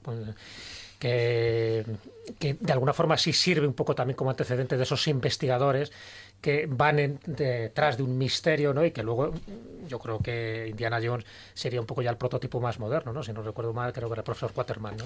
Profesor Challenger. Challenger. El Quaterman era el otro. Sí, y el Challenger yo creo que también marca ahí esa búsqueda, porque aparece también en otras cuantas novelas, marca un poco ese investigador que no solo le interesa la documentación bibliográfica, sino que luego se coge carretera y manta y va a buscarlo. Sí, ahí tenemos ese viaje al mundo perdido, por ejemplo. Mundo perdido, por ejemplo. Sí. Incluso el propio Conan Doyle ya era un investigador de por sí. Conan Doyle ya en su momento dentro del mundo espírita y demás. Estaba muy metido dentro del mundo espiritista, bueno, claro. Era espiritista totalmente. Tenía con la religión como, bueno, realmente acaba dedicando su vida a la difusión del espiritismo. Lo que pasa es que, sin duda alguna, él ya previamente se dedicaba a ese proceso de investigación. Incluso hay referencias de supuestos casos reales de, pues bueno, de crímenes y eso que él ayudó a investigar Sí. e incluso a obtener quién había sido el culpable de ello. Bueno, O sea, que de claro, alguna luego manera también él tienes tenía a un una Mulder base. ya. Hay un Efectivamente. libro magnífico que se llama Conan Doyle Detective, Efectivamente, publicado en por Alba, ejemplo. delicioso, explicando todos los casos en los que se implicó. Él llegó incluso a invertir su dinero para sacar de la cárcel al hijo de un clérigo de origen indio que le había metido a la cárcel injustamente por destripar ganado y demás, y él mismo empeñó su dinero hasta que le consiguió sacar de la cárcel, y sus recursos intelectuales también, y lo consiguió. Investigó una casa encantada también. Sí, Por ejemplo, o sea, Entonces, estamos implicó- hablando de alguien que sin duda alguna ya era un precedente en la vida real que a su vez Exacto. representaba en sus propias novelas, ¿no? Es que de Conan Doyle y de gente como, por ejemplo, Lovecraft, son fuentes fundamentales donde maman los guionistas de Expediente X. Evidentemente, Clarísimamente. claro, o sea, evidentemente, porque vamos a ver, Lovecraft, sin duda alguna, aunque iba a comentarlo más adelante, pero bueno, lo podemos decir. Lovecraft, de una de las fuentes que bebe por encima de todo es de Hop Hodgson. Hop Hodgson es uno de esos escritores que sin duda alguna van a cambiar lo que es la literatura. No es excesivamente conocido en España, pero él escribe un personaje que es Carnacki, el cazafantasmas. Este personaje realmente sería la base para muchas de las ideas que posteriormente utilizaría Lovecraft en esas especies de investigadores, de acceder a mundos extraños que no acaban de entender y que en un momento determinado ese mundo les supera, como le pasa en su momento a Mulder, que entra en un mundo extraño que no acaba de comprender por la situación de su hermana y que poco a poco, cada vez más, ese propio mundo le va absorbiendo hasta el extremo que le aísla de ese mundo, del resto del mundo. O sea que de alguna manera estamos hablando de que todos estos elementos ya se iban marcando con el tiempo. Lo que Mulder y Scully hacen es, como quien dicen, un compendio de toda una serie de personajes que han sido tan curiosos como por ejemplo el de Solomon Kane, que acabó siendo una película de no mucho éxito, hay que ser sincero. Sí, el de Robert Howard De también. Robert Howard también. Este señor era un puritano, o sea, estamos hablando de mucho más antes en el tiempo, que realmente su función era, a fuerza de la espada, ir peleando con fantasmas, con hombres lobo, con vampiros. Es decir, que ya estamos hablando de que ese precedente se ha querido incluso jugar en el tiempo, pensando que siempre ha existido, ¿no? Pero sin duda alguna ha sido Jules de Grandin, del escritor Sawyer King, el que verdaderamente crearía de alguna manera lo que es el personaje que hoy en día conocemos. Este personaje que se convierte sin duda alguna en la base por encima de todo del Weird Tales, estas revistas que en su momento se publicaban en Estados Unidos, era un investigador francés que se dedicaba directamente a enfrentarse a todo lo que era el mundo paranormal. Cada capítulo era un fenómeno extraño y empieza directamente enfrentándose a un fantasma, y desde ahí, pues bueno, durante las casi 20 y tantos capítulos que tiene, son continuos la representación de enfrentarse a todo tipo de seres extraordinarios, con la característica de que muchos de ellos acababan encontrando una razón plausible, una material de esos fenómenos, por lo cual ya creaba de alguna manera ese fenómeno de que existe una paranormalidad, pero cuidado, no todo es paranormal. Algunas cosas, pues bueno, pueden ser de este mundo que no las entendemos. Seguimos así y sin duda alguna la versión más fácil, la versión tal vez más completa que tenemos de ese aspecto en Europa se produce en Francia. Evidentemente Allan Kardec hacia los años 1909 más o menos ya empieza a influir demasiado en su sociedad con todas sus ideas espiritistas, y esto va a hacer que nazca un personaje muy concreto que es Sarda Dub Notal, el gran psicagogo. Así fue traducido en España. Yo no sé qué es un psicagogo, pero bueno. Se quedó a gusto. Suena muy mal, ¿eh? Sí. Evidentemente. Pero bueno, más bien hablamos de una especie de maestro del oculto y no que se dedicaba a ir persiguiendo todo tipo de seres más o menos extraños, que se supone que había sido preparado por la Orden Rosacruz y algunos antiguos santoris hindús. Es decir, ya creábamos ese mito de la preparación especial de esos mundos más sutiles, esos mundos más lejanos que nos van a traer esa situación fantástica de la India, de sociedades secretas. Todo eso va entrando ya en estas novelas que ya os digo que se publican originariamente en Francia y que partes sean realizadas en Francia y parte en Alemania. Hablamos de una época en que eso de los derechos de autor no estaba claro, evidentemente. Era otra época. Y todo el mundo escribía lo que le venía en gana, ¿no? Y entonces hay un porcentaje de ellas escritas en Francia, otras en Alemania. Lo cierto es que no se sabe ni quién es el autor. Ya, ¿no? ya, ya. Hay asociaciones, Y ya pero digo bueno. porque nos estamos quedando sin tiempo antes para no acortar mucho el filandón. Pasamos al mundo del cómic y al mundo de la televisión, donde también desde los años 30 hay elementos, sobre todo en el mundo del cómic, no tanto la televisión, evidentemente. Bueno, en el mundo del cómic se empieza tal vez con el Doctor Occult, sin duda alguna, que así estamos hablando de 1935 y que tiene la característica de ser un personaje creado propiamente por Jerry Siegel y Joe Shuster, o sea, los propios padres de Superman. Y desde aquel momento el mundo de lo paranormal empieza a entrar en todo lo que es el mundo del cómic. Hay una serie de personajes, no me voy a extender mucho en ellos evidentemente, que son más o menos medio superhéroes en un momento determinado, que actúan como dentro de este mundo como investigadores de lo paranormal. Hay que destacar sin duda alguna ese Hellblazer de Alan Moore, que lleva tantos años ya funcionando, más conocido para algunos como John Constantine, que sin duda alguna modificaría todo ese concepto de lo que es el mago dentro del mundo del superhéroe, porque pasaba de ser un superhéroe más, como podría ser el Doctor Extraño, a convertirse en un señor que jugaba con la magia y que lo hacía siempre mal, acabando llevándose por delante a sus amigos o cosas por el estilo, ¿no? Sin duda alguna, esa figura no tiene suficientemente importancia, por lo menos para mí, pero los dos grandes investigadores de lo paranormal son europeos. Los dos son italianos, sin duda. Uno es Dylan Dog y el otro Martin Mister. Claro. Señor Jesús Yo Callejo. tengo toda la colección de Martin Mister. Martin Mister nace directamente siguiendo la línea de ese realismo fantástico que se crea a partir del Retorno de los Brujos de Powell y Berger, tocando todos los temas. Se supone que es antropólogo, se supone que es arqueólogo, investigador de lo paranormal, toda una serie de datos académicos que van a justificar su persecución de todos estos casos que le llegan de alguna manera, y que da también una línea que es muy habitual hoy en la realidad. Realmente él investiga todos estos fenómenos para luego escribir sus libros. O sea, eso creo que nos suena a todos un poco, no sé de qué. Evidentemente, ¿no? La imagen es absolutamente realista. ¿Y en España también hubo?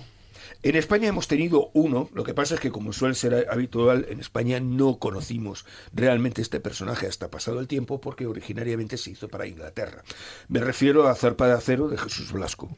Zarpa de Acero era una especie de ladrón que a su vez actuaba contra el gobierno establecido y tenía un proceso de investigación sobre todo este tipo de fenómenos paranormales. Lo que pasa es que, ya os digo, es una verdadera obra de arte, pero bueno, originariamente nace para el mercado inglés, y en España apenas, pasados muchos años, se le ha reconocido el valor, pero como siempre lo habitual en este país, ¿no?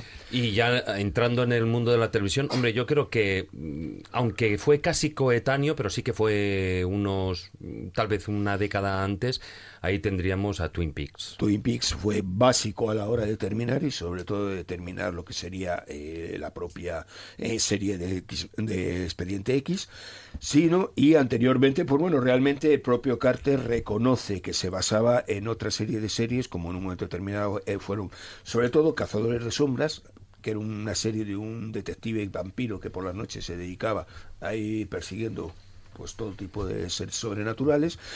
Sobre todo otra serie que fue poco conocida, que en España pasó, aunque eso, que Historia para tres, se supone que eran unos anticuarios que iban recogiendo elementos extraños que tenían todos maldición, y por encima de todo Kolchak. Karl Kolchak, una especie de investigador, periodista que se dedicaba en un momento determinado a ir persiguiendo todo tipo de fenómenos paranormales. Esa sería la base, sin duda alguna, para que Expediente X posteriormente cogiera fuerza. Bueno, pues con esa retrospectiva, tanto de la literatura, del cómic, como del mundo de la televisión, nos vamos ya con el filandón.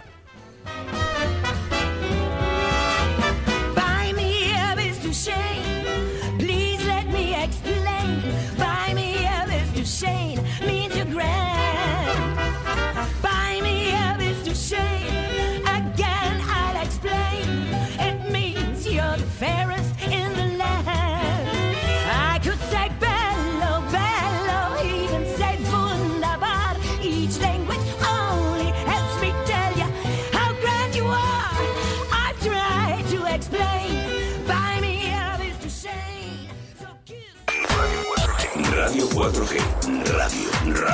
Radio. Más radio. Toda la radio. La escóbula de la brújula. Dirige Jesús Callejo. Presenta David Sentinella.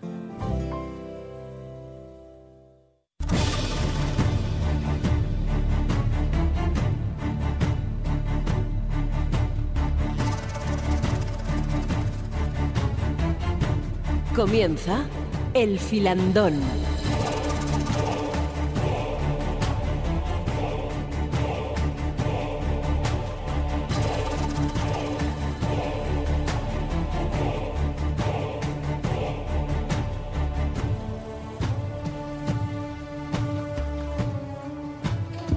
Las 11:04 de la noche. Os recuerdo brevemente los números de teléfono de WhatsApp para los mensajes: 636-689-184, repito, 636-689-184, y el teléfono directo ahora sí ya en el Filandón, el 91-014-60-38, y nos podéis decir brevemente cuál es vuestro capítulo favorito dentro de la serie, o qué investigación o qué temática abarca el tema que más os ha gustado. Y Dani, antes de entrar directamente ya en el Filandón, vamos a hacer un sorteo. Vamos con ello. Bueno, entre comillas, se hacía poco, y entre comillas, este programa homenaje a Expediente X, y hemos querido hacer una actividad más, y la vamos a tener el viernes que viene en Toledo, en esas rutas que hacemos por Toledo. Vamos a dedicar una ruta especial, una ruta que hemos querido llamar Toledo : La verdad está ahí fuera, y vamos a tener una primera ruta y luego posteriormente una tertulia en el Museo de España Mágica, donde vamos a vincular lo que es la ciudad de Toledo con la serie Expediente X, con todos esos amplios misterios que trata la serie, pues ver qué retazos podemos encontrar en la historia y tradición mágica de la ciudad de Toledo. Y luego ya pues en la tertulia, en el museo, alrededor del fuego sagrado que tiene esa cueva islámica, pues vamos a intercambiar un poco impresiones de lo que ha supuesto la serie Expediente X para nosotros. Así que, bueno, pues en este programa vamos a hacer un sorteo 2 por 1. Para que me entiendan, los dos ganadores de este sorteo van a poder venir con su pareja. En este caso, de su pareja la van a poder invitar a la ruta de manera gratuita, a su pareja, a su amigo, a su padre, a su primo, a su abuelo, a su cuñado, quien quieran, evidentemente. Y si queréis, lanzamos la pregunta ahora o esperamos luego. No, la pregunta la dejamos para el final, porque me imagino que será algo relacionado con algo que iremos contando a lo largo del programa. A lo mejor no, porque el objetivo es que, claro, si decimos algo aquí es muy fácil ir a Google, y sale la respuesta. Quiero que por lo menos tengamos que hacer 2 búsquedas en Google. Ese es el objetivo. Bueno, pues hay que ponerlo difícil, y de todas maneras, lo que sí que ya decimos es que esas respuestas las tenéis que mandar por correo electrónico a escobulandia@gmail.com. escobulandia@gmail.com. Pues no sé, si quieres dar una primera pista o la pregunta, o cómo hacemos. Va sobre Expediente X. Bueno, esa es la primera pista. Esa pista Nosotros vamos a esperar hasta el final, sí, para que la gente siga un poco pendiente. Yo creo que mejor. Y sí que me gustaría, ya que hemos estado hablando de un poquitín de todo en líneas generales dentro de los Expedientes X, pero sí que cabría hacer una separación de lo que al principio decíamos y ahondar en ella. Por una parte tenemos esa trama principal, eso es lo que en Inglaterra, en Estados Unidos se le llama, o en el tema de los guiones se le llama esa mitología de la serie, que trataría esos extraterrestres, ovnis, abducciones, toda esa conspiración referente también con el incidente en Roswell, incluso hasta en Tunguska, ¿no? Y evidentemente lo que ya es en la actualidad el Área 51, ¿no? Si hay, si no hay y tal. Y luego ese otro apartado que dejamos para hablarlo a continuación de esos monstruos de la semana, pero que bueno, se la denomina monstruos de la semana en el argot, pero que evidentemente incluye desde apartados dentro del cristianismo, el satanismo, dentro del chamanismo, o sea, lo que pueden ser las diferentes religiones, los monstruos propiamente dichos, pero bueno, monstruos entendidos como criaturas legendarias o monstruos legendarios, y luego también todas esas leyendas, y luego por otra parte también pues toda esa parte de fenomenología inexplicable desde el Triángulo de las Bermudas, fantasmogénesis, etcétera, ¿no? Y una tercera parte que quiero tocar al final del filandón en los últimos 5 minutos, porque además con razones amplias. ¿Por qué creéis que esa trama principal, esa mitología de la serie, como decía Carlos, va tan unida a la conspiración?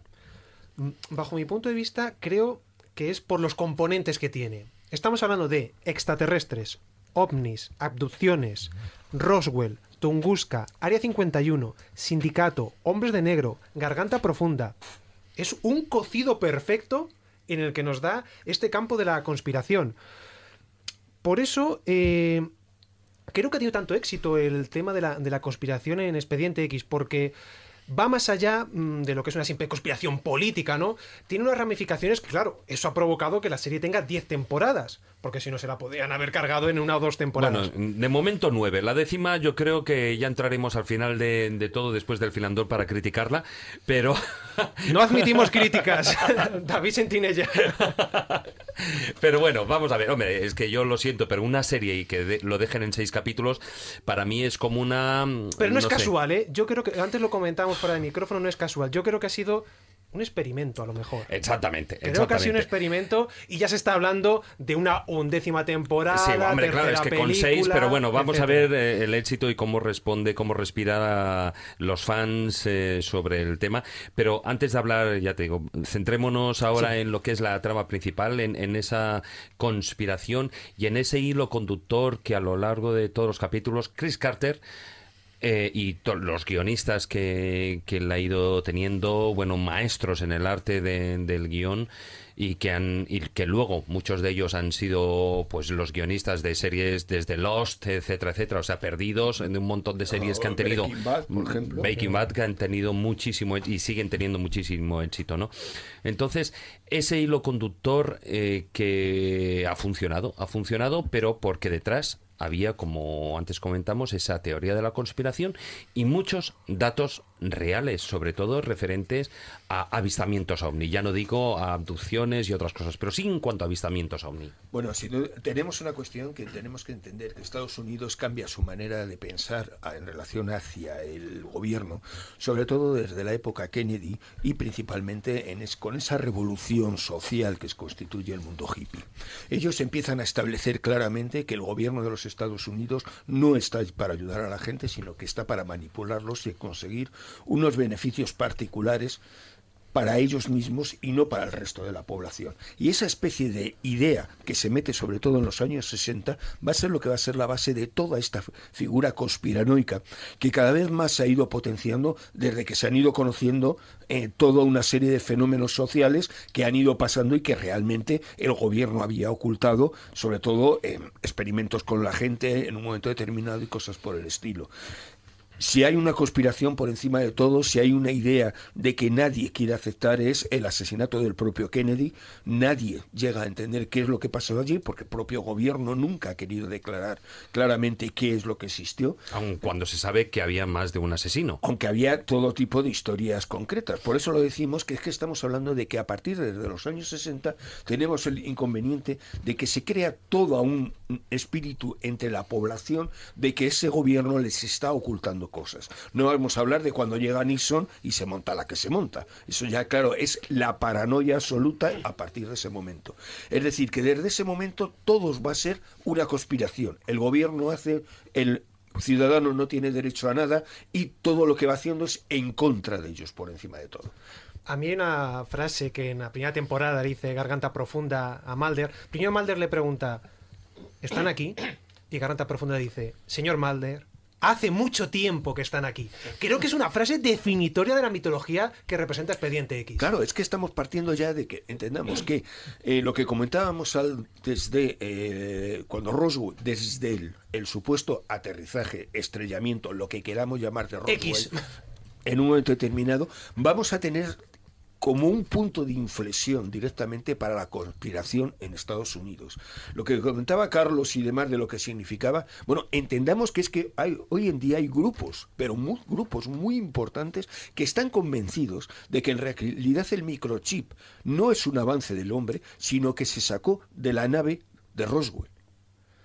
Y es una cosa que está establecida. Claro, tú vas a la historia. Y el elemento 115, por ejemplo, y las pantallas de invisibilidad, claro, y, bueno, cantidad de cosas. Pero forma parte de la teoría de la conspiración. Claro, toda una serie de cosas que si tú los estudias a nivel de la evolución y de la historia de la ciencia, vas encontrando que estaban mucho antes de Roswell. Pero no, se determina que a partir de Roswell todas estas cosas existen, gracias a ese supuesto ovni que se estrella y que de ahí sacan toda la información que quieren. Bueno, y ahí lo que pasa es que hay otros casos, ¿eh?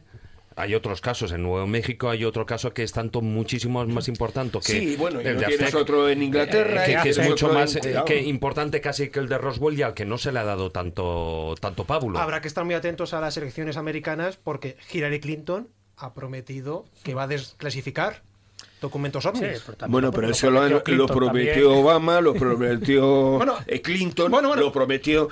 Pero bueno, ya lo ha dicho. Siempre van soltando algo. Lo bueno que tiene hoy en día es que como está todo tan globalizado y todo tan grabado, se lo van a estar recordando si sale presidenta durante los 4 años sin parar. Pero bueno, luego te harán lo típico, luego empezarán a tachar y conseguirás 4 palabras en todo un documento. Eso es lo mejor de desclasificar. Dejar que entre la primera de las llamadas de la noche. Muy buenas noches.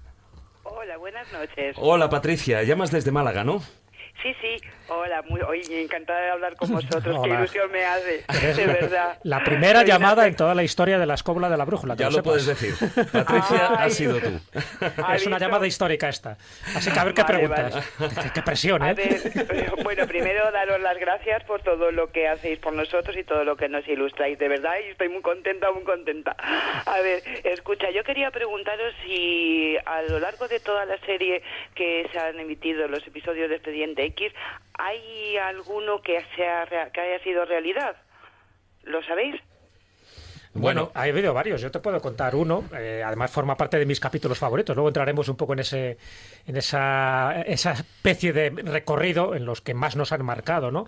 Pero yo recuerdo uno que es el de Home, que es en la temporada número 4, donde se habla, por cierto, yo creo que es de los más terroríficos, donde es toda una familia endogámica, ¿no? Que viven, bueno, pues de la forma inhumana que viven y se dedica pues a matar, a asesinar a gente. Y eso está basado en un episodio real, dicen, del siglo XIV en Escocia, y que también sirvió para otras películas como La colina tiene ojos, la de Wes Craven, famosa, ¿no? El episodio que se pudo haber basado, que hay muchas dudas, ¿no? En el de Shawnee Bean.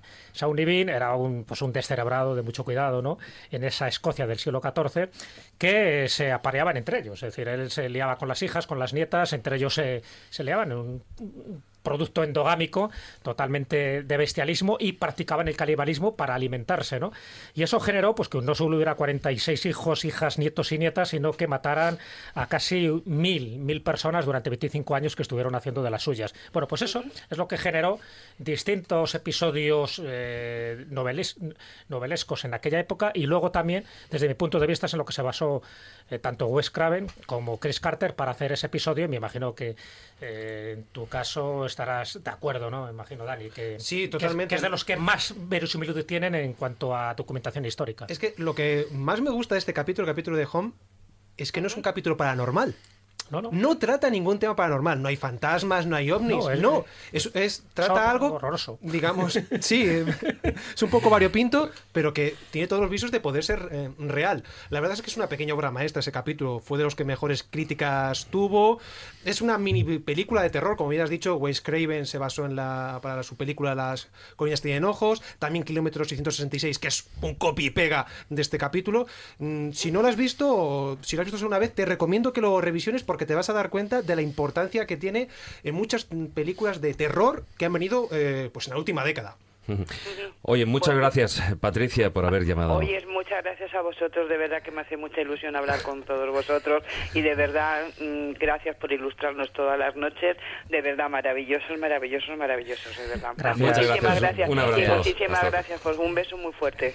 Adiós. Bueno, y siguiendo con el programa, bueno, fijaros, también hay WhatsApp en el que, bueno, fíjate, desde Madison, desde Wisconsin, otro Miguel. plantea que nos manda un saludo y nos comenta que, bueno, la tradición de las revistas, al hilo de lo que estabas comentando antes, Manuel, de la tradición de esas revistas de lo misterioso, de lo paranormal, o incluso dentro del campo del escepticismo con el Skeptical Inquirer, pues allí son bastante populares, ¿no? A diferencia de posiblemente de aquí en España, que, bueno, pues las revistas igual se han ido quedando, desgraciadamente, posiblemente por internet, en un público bastante vertical, ¿no?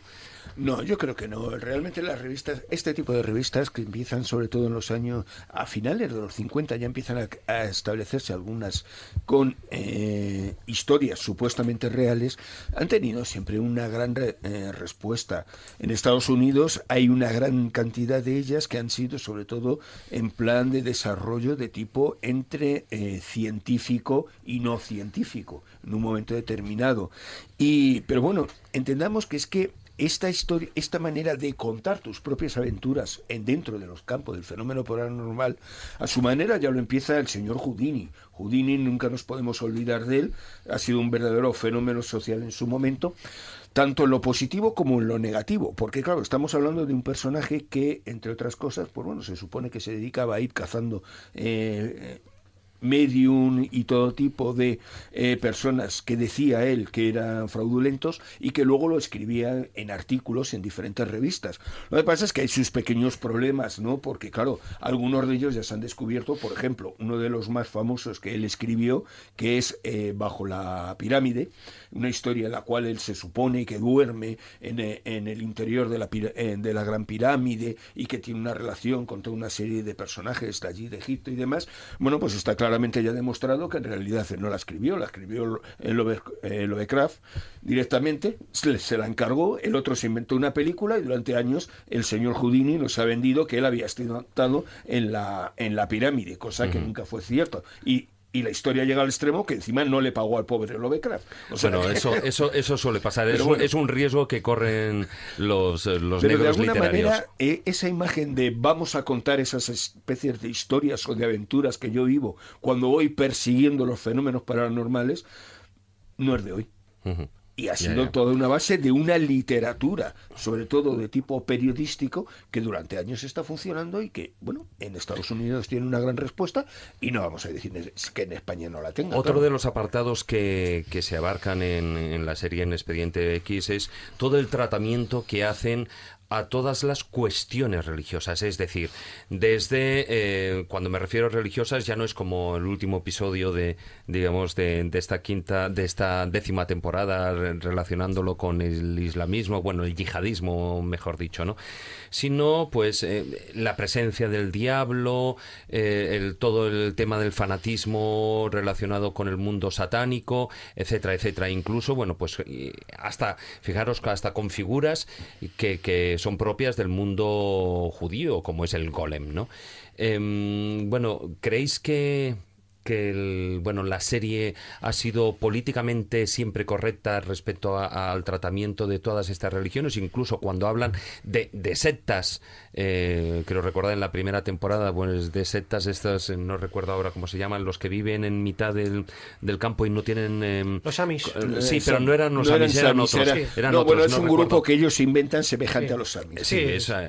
Otra vertiente, que hay uno de ellos que se cambia de cuerpo, efectivamente, de hombre o mujer. Entonces, ¿creéis que siempre han sido políticamente correctos? Bueno, más que políticamente correctos, han sido realistas.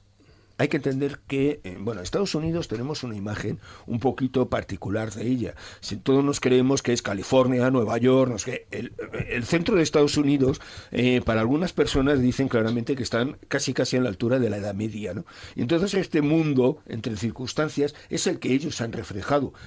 Mundo que ha sido reflejado muchas veces pues desde La Matanza de Texas, La colina tiene ojos, o sea, todas las películas de terror que se han preciado en su momento de ser más o menos llamativas, han estado basadas en ese mundo atrasado de la América profunda. Es que es muy bueno, porque Expediente X trata eso, o sea, también lo trata, claro. Te da a conocer ese otro Estados Unidos, que no solo es la costa este, que no solo es Nueva York, que no solo es California, pues también es importante donde se rueda la serie, ¿no? Las primeras 5 5 temporadas en Vancouver, pues son las primeras temporadas, tiene ese ambiente más Claro, gris, porque más además, oscuro. Dani, si no recuerdo mal, primero se iba a grabar en Los Ángeles. Lo que pasa es que como que los exteriores no les daban para ello. Evidentemente, no, ese clímax que quería reflejar Expediente X en Los Ángeles, por las primeras temporadas no se conseguía. Luego sí es cierto que después de la 5ª temporada, después ya de la primera película, ya se van a Los Ángeles, seguramente por presiones del propio David Duchovny, que ya está más cerca de su mujer, de la actriz Tia Leoni. Y ahí también, si nos damos cuenta, los capítulos cambian, porque a partir de la 5ª temporada sí tenemos más capítulos que reflejan el sur de Estados Unidos.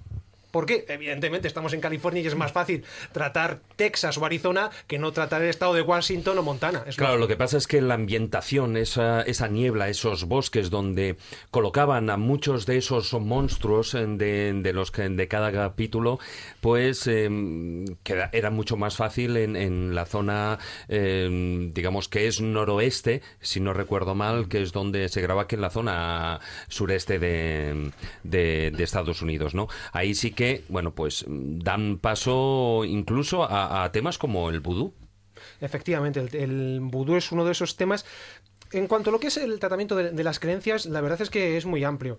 Haciendo un poco un trabajo de documentación para el programa, nos damos cuenta cómo cristianismo, satanismo, judaísmo, vudú, en el capítulo 2.15, el de Huesos Recientes, donde se trata el tema de los símbolos, del bebé y demás, es muy potente. Pero no solo el vudú, David, como bien has dicho, el judaísmo con el golem, las creencias orientales con el tulpa, el chamanismo, el canibalismo. La verdad es que yo creo que no se deja nada sin tocar en cuanto al aspecto de las creencias los que tenemos. saltos en el tiempo, que también son fundamentales, porque también forma parte de esas creencias, También, ¿no? también. Donde es algo intemporal y donde tú te puedes viajar un poco también en estados alterados de conciencia. O sea que yo creo que toca todos los aspectos. Incluso el tulpa, si no recuerdo mal, lo toca en una de las temporadas, la 6ª, pero en esta 10ª vuelve a tocarlo. En la 6ª, en el capítulo 6.15, Arcadia, efectivamente. También vuelve. El 4º capítulo de esta temporada ha sido de la 10ª. Capítulo, podemos decir, un tanto irregular, luego hablamos de la 10ª temporada. Luego lo destripamos. Luego vamos con ello, pero como bien decías, Jesús, en el capítulo 6.15, en el capítulo Arcadia, buenísimo, un capítulo en el que Mulder y Scully fingen que son matrimonio y se van a vivir a la típica urbanización a las afueras de una ciudad americana donde todo es idílico. La figura del tulpa está muy bien tratada, también vinculada al tema de la basura, porque también el tulpa surge a raíz de la basura. Pero el tulpa, para que los oyentes sepan qué consiste un tulpa, porque estamos hablando. El tulpa sería un ente místico, por decirlo así, de la tradición es como una proyección oriental, mental, ¿no? Sí, efectivamente, que se crea en algunos casos para un poco seguir la voluntad de su creador, que yo lo veo muy relacionado también con el golem. En ese sentido. Pero en el caso del tulpa toma vida propia. Eso es cierto, es más independiente, El golem es más autómata. Autómata, y que digamos solo actúa si le escribes en un papelito, se lo metes por la boca y demás. Eso, bueno, menos mal sí, que es por la eso boca. es lo que normalmente se cuenta, porque uno de los grandes problemas que se contaban era cuando el golem directamente se independizaba. Claro, existe dentro de la tradición judía la posibilidad de que el golem en un momento se independizara y se convirtiera en persona. Hay mucho en ese Pinocho de Walt Disney, sí, dentro de ese golem, claro. Mucho. Y luego están abarcando el tema de las religiones, pero ahí sí que damos el salto y es el paralelismo, o sea, que toca ambos terrenos, es decir, los capítulos que abarcan el fenómeno de la muerte, de la resurrección, de la reencarnación, que muchos de ellos incluso se unifican a lo que podía ser incluso la fantasmogénesis. Yo creo que en esos capítulos mucha gente, sobre todo en el mundo occidental, les ha servido, más allá de las investigaciones sobre reencarnación y de los libros de experiencia cercanas a la muerte que a partir del año 75 sacó Raymond Moody, pero que eso contribuyó a que el mundo occidental también abriera la mente a esas posibilidades, al mundo de la reencarnación.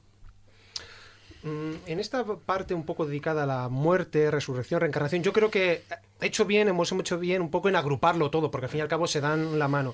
Aquí he querido resaltar un poco 3 capítulos. Por un lado, más relacionado con lo que es la reencarnación, estaría un capítulo que es de la 4ª temporada, el 405, la traducción al castellano algo así como el campo en el que morí, o donde yo morí. Un capítulo especial con una reflexión al principio muy, muy, muy interesante. ahí lo dejo caer, por algo será. Un capítulo donde se trata el tema de las sectas, una secta yo creo tipo Waco, el famoso caso que tuvimos en Estados Unidos. Un capítulo donde se trata en profundidad la hipnosis, donde se trata en profundidad también las múltiples personalidades. Un capítulo donde hay una reencarnación a través de la guerra civil que llega hasta el siglo XX y luego finalmente concluye con un, lo siento por el spoiler, con un suicidio colectivo. Luego tendríamos... Como en Waco. Sí. Ya lo ha dicho. Ya está, ya lo he dicho. Ya no hay marcha atrás, ahí ha quedado. Luego tendríamos el capítulo de Millennium, capítulo que es muy especial del Millennium por distintos motivos. Por un lado, porque toca otra serie, otro spin-off que diríamos que surgió a raíz de Expediente X, que es Millennium, así se llama, protagonizado por un personaje, un actor que también sale en Alien El Regreso, ahí también lo dejo. Un capítulo donde se toca el tema de la necromancia, un capítulo donde tenemos un beso muy especial entre Mulder y Scully, que yo creo que para los más románticos de la serie era algo que nos gustó, ¿no? Que nos hizo especial ilusión. Era algo de muchos años esperándolo y reclamado. Y otro capítulo también vinculado al tema de la muerte, en este caso al de la inmortalidad, es el 610, el de Titonius, porque en este caso tenemos un protagonista, un fotógrafo, que es inmortal. Y como es inmortal, sabe dónde se va a producir la muerte y pues evidentemente consigue las mejores fotografías. Bueno, eso cuanto menos ahí hay una fenomenología paranormal, está claro, ya no solo es una cuestión de creencias religiosas o no, sino hay una fenomenología paranormal de anticipación de lo que va a ocurrir, y que eso, bueno, pues hay expedientes evidentemente fuera de lo que son la serie de los expedientes X, sino casos documentados hoy en día en los que, bueno, pues hay personas que supuestamente tienen esa capacidad. Sí, eso es algo que, vamos a ver, resulta difícil de aceptar, hay que ser sincero, porque lógicamente es una patada a las leyes de la física, pero la realidad es que hay fenómenos que no son comprensibles, o sea, hay personas que aceptan. Perdona que te corte, Manuel, perdóname, de verdad. Es que eso que has dicho, hay una frase creo que es en el capítulo piloto incluso, que le dice Mulder a Scully.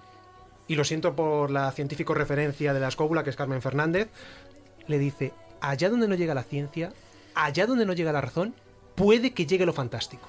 Sin duda alguna, pero lo fantástico ni es ciencia ni es razón. Efectivamente. O sea, la frase es muy buena, pero cuidado, no consideremos que lo fantástico es una demostración de algo, porque la imaginación es maravillosa, hay que potenciarla y hay que desarrollarla, pero la imaginación sin duda alguna no nos permite en un momento determinado tener respuestas fisiológicas, mientras que la ciencia sí nos lo permite, y tener resultados que puedan facilitarnos mejor nuestra vida. Lo cierto es que existen muchos casos que no son comprensibles, sobre todo en casos de precognición hay muchísimo, la historia está llena completamente, no sabemos cómo se produce, la queremos explicar de las maneras más insospechadas, desde física cuántica y a veces con teorías tan sumamente ridículas que rozan el absurdo total, pero lo que sí es cierto es que el fenómeno está ahí. De hecho, bueno, aquí en el programa alguna vez lo hemos hablado hablando, por ejemplo, del tema del Titanic con el Futility, los escritores que han escrito cosas que han sucedido en casos posteriores. Hacemos una pequeña pausa, las 11:31 y cambiamos de tercio.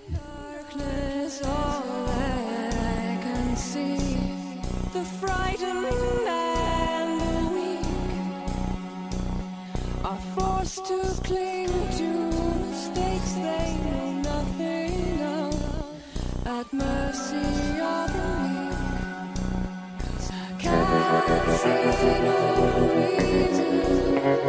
What is blind cannot see, 'cause I want what is pleasing. Bueno, tenemos esta noche a Miguel. No está dormido, doy fe de ello, pero sí que está tremendamente callado. ¿Qué te ocurre, Miguel? O sea, el fenómeno, el expediente X de ¿te ha comido la lengua el gato? Que mira, la sabiduría ajena me hace hibernar.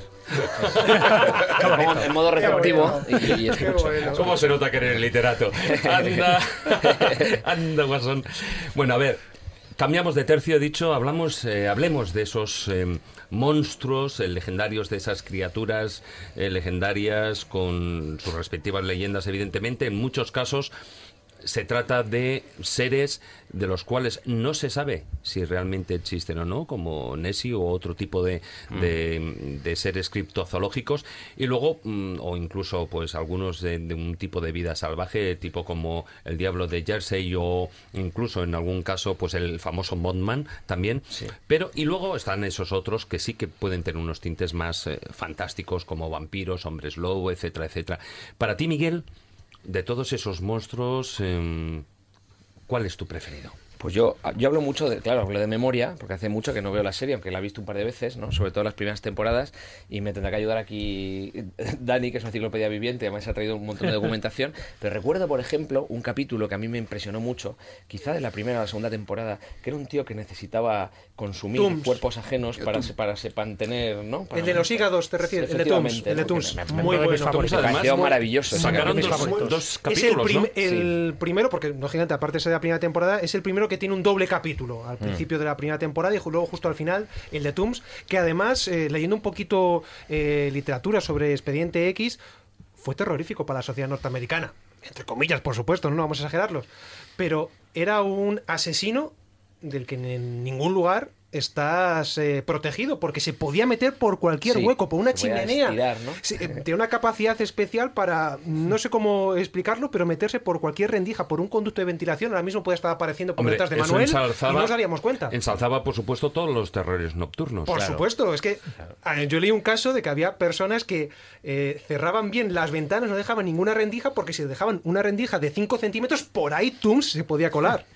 Tiene un nombre dentro del fenómeno místico que es la elongación. Algunos santos, algunos místicos también tenían esa peculiaridad bastante sobrenatural de poder alargar tus extremidades. Entonces esa es la elongación que hace gala Eugene Tooms para entrar en los sitios más sospechosos. Tooms estaríamos hablando, el Santo Tooms. Claro, sí. exacto, Tooms.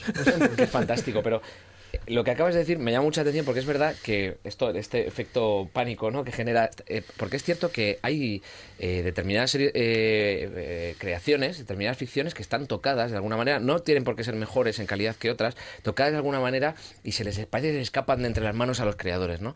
Pasa con el Quijote, ¿no? Siendo Cervantes un gran autor, en el Quijote parece que se multiplica por 1000, le pasa con Sherlock Holmes a Conan Doyle, que lo estaba mencionando, y pasa con Expediente X. Es este tipo de ficción que es capaz de tocar a la gente y que te da la sensación de que son reales, es decir, de que están a tu alrededor, de que Mulder existe, de que Scully existe. Son personajes que se independizan prontísimo, que tienen una personalidad redonda, que casi podríamos hacer fanfiction constantemente, porque son personajes que ya viven solos, ¿no?, independizados de Chris Carter. Y entonces es cierto, ¿no?, que es muy, o sea, cuando te cuentan esta historia de que había gente que tapaba las rendijas de las ventanas, y dices, joder, es que me lo creo, porque tiene ese poder esta serie, ¿no?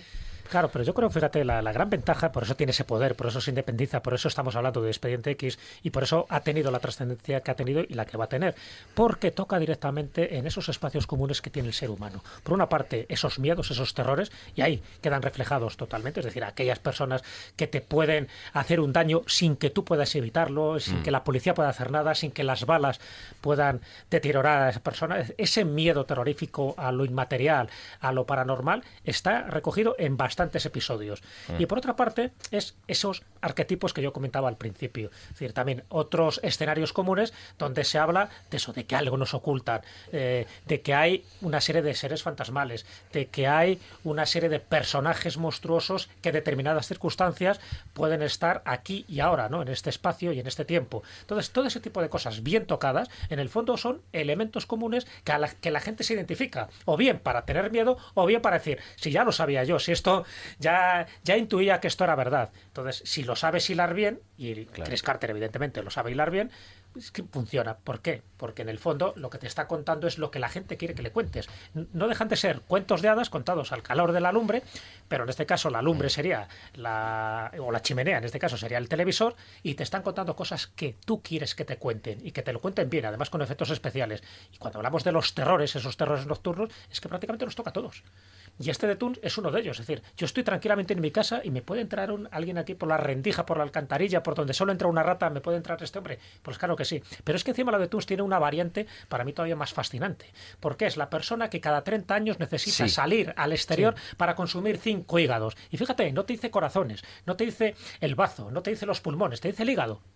Que eso dentro del simbolismo, precisamente por el contenido que tiene de sangre, es lo que te alimenta, es aquello que te da vida. Es decir, el concepto del vampiro, el concepto del que quiere pervivir para toda la vida, siempre utiliza o bien la sangre o bien el semen. En este caso, evidentemente, el semen sería más complicado de desarrollar y tener otras connotaciones. Hombre, que lo de expediente, que yo creo que ya va por ahí. Pero el hígado sí que dentro de la tradición, dentro de las supersticiones y dentro de las leyendas, el hígado es un elemento común en muchas criaturas mitológicas que necesitan absorberlo, comerlo, para poder pervivir. Una curiosidad, Jesús. ¿Sabes que el actor que interpreta a Toons era vegetariano? Bueno, no me extraña. Son cosas normales. Es curioso, que ¿no? no lo hemos comentado. Es como lo de Scully y Mulder. O sea, Mulder es el creyente, pero en la vida real no cree para nada en esto. Y sin embargo, está invertido. Esa es la magia de la televisión, que te hacen creer cosas que luego en la realidad es otra cosa distinta. Ese juego es lo que a la gente le gusta. Claro. Semejante a ese capítulo está el del Diablo de Jersey. Sí, pero ahí se carga el mito del Diablo de Jersey. Sí, pero bueno, nos engaña. No se engaña. Eso es, nos engaña. El tema es que realmente el Diablo de Jersey, si te das cuenta, es el mismo juego de el miedo que produce a la persona el poder ser directamente no solo la víctima, sino la presa.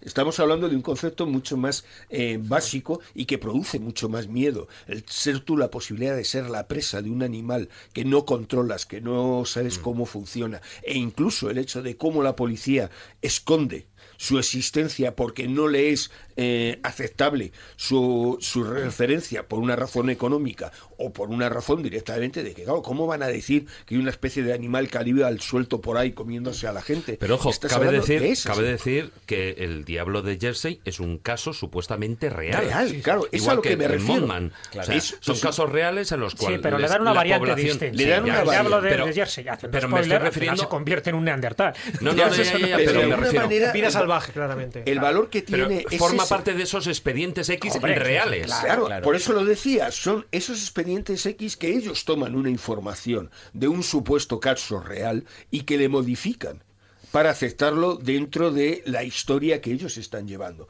Para mí el Diablo de Jersey tiene todas esas características de la creación de los mitos, esos mitos que habitualmente jugamos con ellos en el mundo de lo paranormal. Es una historia que funciona porque unos dicen, otros dicen que no sabes por dónde investigarlos, no sabes por dónde pillarlos, y tiene que ser, bueno, pues esa situación especial del Mulder paranoico persiguiendo porque dice que asegura que ha visto y demás, el llegar a una conclusión que al final, si os dais cuenta, queda completamente en el aire.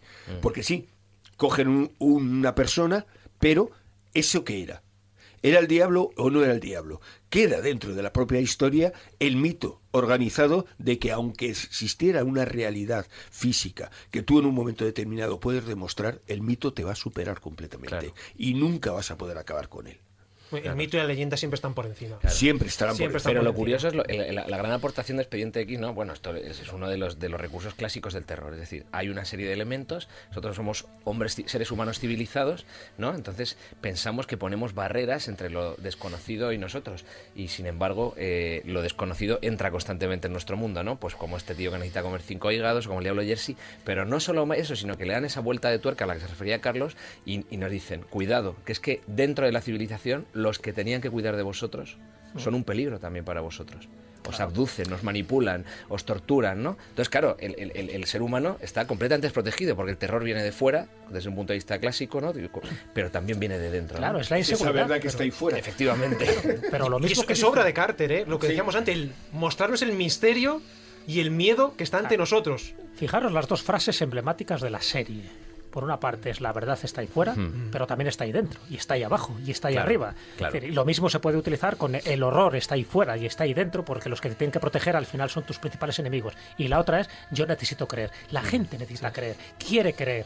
No quiere que todo lo que vemos, tocamos o fotografiamos sea la auténtica realidad. Y eso es lo que te está mostrando la serie. Claro. Cuidado, además de lo que se ve, además de esta pantomima, de esta especie de obra teatral, hay algo detrás.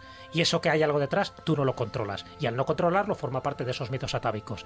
Ahí engancha al espectador. Claro. Pero fíjate que hay en un capítulo una frase que dice uno de los personajes que me llama mucha atención. Me refiero al capítulo 220, Humbug, truco. Como eso lo sabe de memoria este hombre. 220, 416, 314 pi.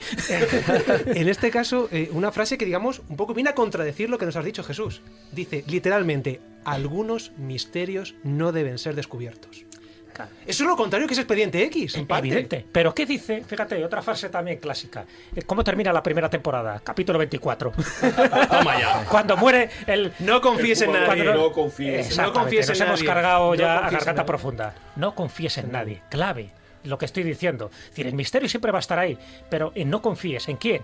En el que te investiga, en el que te protege, en tu gobierno, en la CNA, en la CIA, en el FBI, porque todos en algún momento tienen su lado oscuro, y ese lado oscuro es el que sale a florecer. Lo que pasa es que hay lados oscuros que se convierten en monstruos, y por eso la parte del monstruo de la semana es tan llamativa. Es lo que más llama la atención, incluso con uno de los capítulos haciendo un homenaje ni más ni menos que a Freaks, es decir, al monstruo. Claro, Es buenísimo. Ahí están, buenísimo. esos Creo que es interesante deformados, esos desarrollar. freaks, que además, bueno, a ti es uno de los temas, Daniel, que te gusta más, porque ya no es el show de freaks, sino es esa otra parte que además en muchos casos, como antes decíamos en el capítulo de Home, ¿no? Pues que toca esa familia deforme producida por una endogamia, pero en el caso de esos deformados, de esos freaks en el mundo del espectáculo, creo que recordar que hay un episodio al respecto, pues Sí. abarca muestra otra sociedad absolutamente diferente.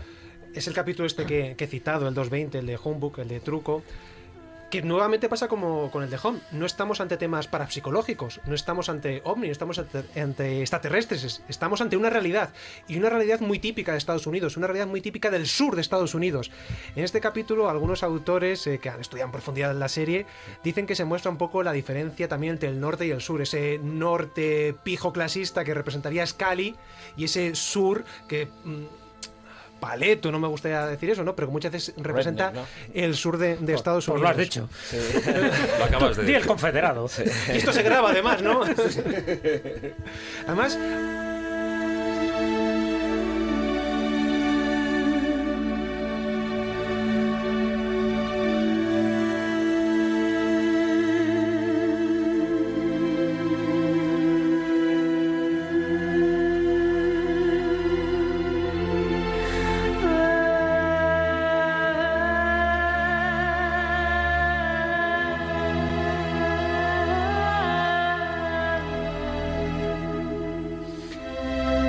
Son las 11:45 minutos, nos quedan 5 minutitos de filandón. Y estos 5 minutitos los quería dedicar a esa otra parte, esa tercera parte de la que normalmente no está en las listas ni de esa mitología de toda la serie, ni tan solo de esos freaks, de esos monstruos de la semana. Y se trata de esos capítulos en los que, caen en el ámbito de la comedia, incluso parodiando a la propia serie o a muchos de sus protagonistas. ¿Por qué creéis eso es un guiño al humor, a la comedia? Es una nueva... hoy en día sí que se suele hacer, pero en su momento cuando empezó la primera temporada de Expediente X y la primera a la segunda, o sea, a mucha gente le sorprendió. era arriesgado, era arriesgado. De hecho, uno de los primeros capítulos cómicos es el que acabamos de citar, el de Humbug 220, truco. Yo pienso que era necesario. Que Expediente X en algún momento también necesitaba reírse de sí misma para a la par darle más seriedad. Y esto, nos llevará después a los capítulos favoritos, ¿no? Muchos de los capítulos favoritos de los exófilos son los capítulos vinculados al tono de humor. Por ejemplo, ¿el tuyo? El mío es clarísimo, estamos a la temporada número 5, el 505, el posmoderno Prometeo. Que ese es en blanco y negro. Íntegramente grabado en blanco y negro. Es un capítulo que a quien le guste Tim Burton, a quien le guste Eduardo Manos Tijeras, como dice la profesora Sara Martín, le gustará este capítulo. Es un capítulo que resulta claramente un homenaje al cine clásico de terror. Tiene ese aire posmoderno, nunca mejor dicho. Frankenstein, ¿no? Está claro. Prometeo. Las fuentes fundamentales son dos. Como bien has dicho, Frankenstein, de Mary Shelley, y luego también la película La Máscara, de Cher. que no es casual tampoco, con la banda sonora de este capítulo. Es un capítulo que también conjuga el tono humorístico, irónico, un componente filosófico también muy importante, el típico loco obsesionado con los experimentos, con la mutuación. Por cierto, el actor que hace de mutante, Chris Owens, ¿sabéis quién es? Jeffrey Spender. Jeffrey Spender, un personaje fundamental, el hijo del fumador, hermano de, con puntos suspensivos para no hacer un spoiler muy grande, es el mismo actor que hace el papel de mutante, que lo hace espectacular, dicho sea de paso. Es un capítulo que también trata el tema de los reality shows, muy famoso, Jerry Springer, que lo hemos visto en infinidad también de referencias de series como Los Simpson. Es un capítulo donde nos dejan frases muy potentes, como por ejemplo cuando le preguntan al científico loco por qué hace eso y él responde, lo hace porque puedo. O sea, él hace mutaciones, él juega con la esencia. Hago eso porque puedo. Y también hay una frase muy potente en este capítulo que le dice Scully a Mulder y le dice, ¿hay algo en lo que no creas, Mulder? Porque cree en todo. Bueno, en todo lo que le conviene creer, porque por ejemplo no cree en la religión, no cree en el cristianismo. Es un capítulo donde yo creo que en cualquier clase de universidad donde se tratase el posmodernismo o la literatura gótica tendría que aparecer. Además es una historia dentro de una historia. Hay una metaficción, un cuento sobre un cuento. Y además que termina, cuando ya se cierra el capítulo, aparecen las letras del creador Chris Carter, aparece como si fuesen... Esto además lo hablé reflexionándolo con María Ángeles, con mi mujer, tras ver el capítulo ayer, por 18ª vez. Y dice, mira, es que es Disney. Cuando se cierra es verdad, las letras aparece Chris Carter como si fuese un cuento de Disney. A mí me parece alucinante este capítulo y por favor, quien no lo haya visto, que le dé un repaso en profundidad, que coge un blog de notas y que apunte porque se dará cuenta las ramificaciones profundas que tiene el capítulo del posmoderno Prometeo. Ahí queda eso, ¿no? Ahí queda eso. Ahí queda. Venga, 3 minutillos. Vosotros o sea, si no es un capítulo en particular, ¿preferís la trama mitológica? ¿Preferís los capítulos de monstruos? ¿Los de que se ríen de ellos mismos? Yo me quedo con la parte del monstruo de la semana, por encima de todo. Siempre es lo que me enganchó en su momento y admito que la paranoia conspiranoica al final me acabó echando de la serie. Lo admito, o sea, hay que decirlo en serio. Pero bueno, al final me he visto toda la serie y me la he visto 2 veces, más no llego a tu nivel, pero bueno. Manuel, por Dios. Manuel, por Dios. Si yo me tengo que quedar con un capítulo dentro de los divertidos, por decirlo de alguna manera, no sé cuál es, seguramente Daniel me dirá cuál es. Es uno en el cual hay 2 supuestos jóvenes que han visto un caso y que han sufrido, dicen, el acoso de los hombres de negro y echando todo eso. Se está repitiendo cada 2 por 3. Efectivamente, que se repite 2 o 3 veces el capítulo, cada uno viéndose la visión diferente del testigo, de Mulder, de Scully, y cómo en un momento determinado no coincide en nada absolutamente de lo que cada uno cuenta. Eso me parece tan sumamente maravilloso y representativo de lo que es un estudio de un caso espontáneo, que me parecía, vamos, eso hay que darlo como en una clase de antropología para saber lo que es el estudio de los fenómenos fuera de nuestro entorno. No sé qué capítulo era, porque claro, no llego al extremo de conocerme la revisora, pero Dani, estamos hablando, Dani va a dar con él. Jesús, ¿para ti? Bueno, pues en el capítulo de humor de la serie esa que prácticamente satírica, donde también ellos se ríen un poco de sus circunstancias y sus búsquedas, hombre, sería el del vampiro pisero, ¿no? Yo creo que ese, la mala sangre, famoso, me parece genial. Pero como capítulo favorito, de esos que a mí me gustó, ya hemos dicho unos cuantos, ¿no? El de Toon sería uno de ellos. Pero yo me quedaría también con el de Monday. ¿Por qué? Porque Monday es la versión de Atrapado en el Tiempo.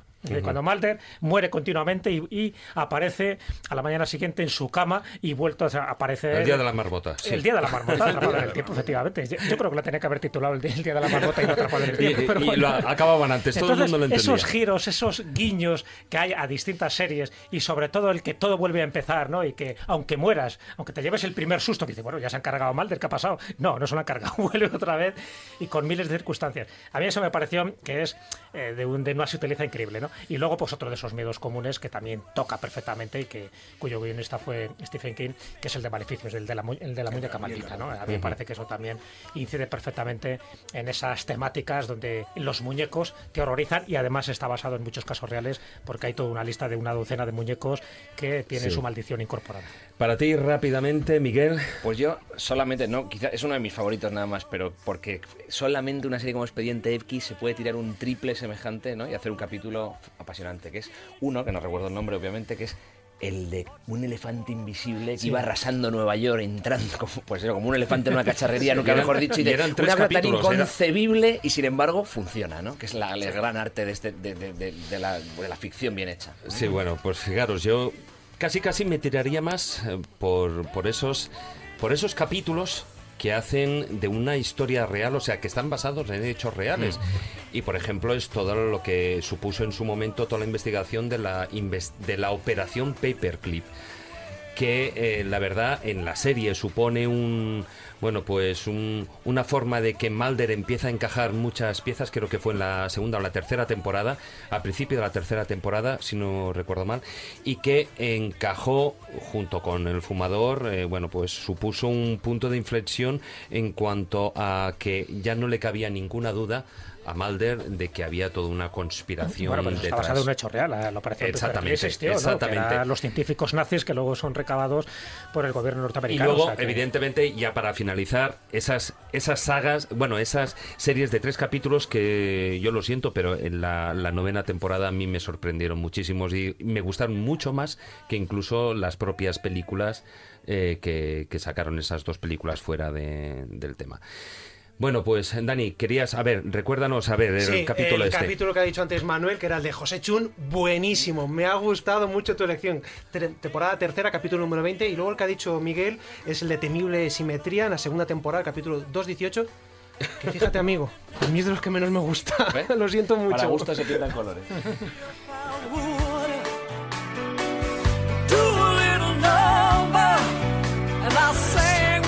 Aquí dejamos el filandón porque se nos escapa el tiempo de las manos y todavía nos falta esa historia bífida.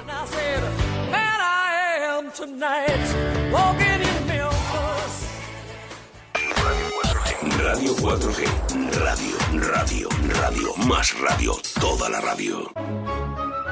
La escóbula de la brújula. Dirige Jesús Callejo. Presenta David Sentinella.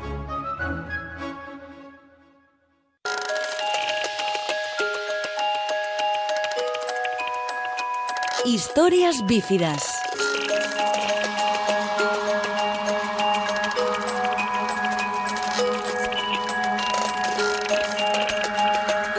Bueno, Miguel, vamos rápidamente con esa historia bífida que me imagino que además por el título guarda una especial relación con la serie, con Expedientes X. Claro, el prota es Mulder, un Mulder que sé que a muchos nos gustará, pero un Mulder particular, que nos sorprende.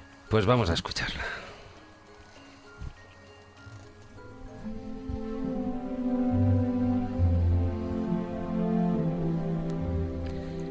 Solo tras comprobar que no había nadie sospechoso, Mulder se decidió a entrar en el parque. Habían pasado 2 décadas desde la última vez que se habían encontrado, pero no le costó reconocer a Zeta, el informador que le había mantenido, durante sus últimos años al frente de los Expedientes X, al tanto de los movimientos del fumador y sus amigos del sindicato.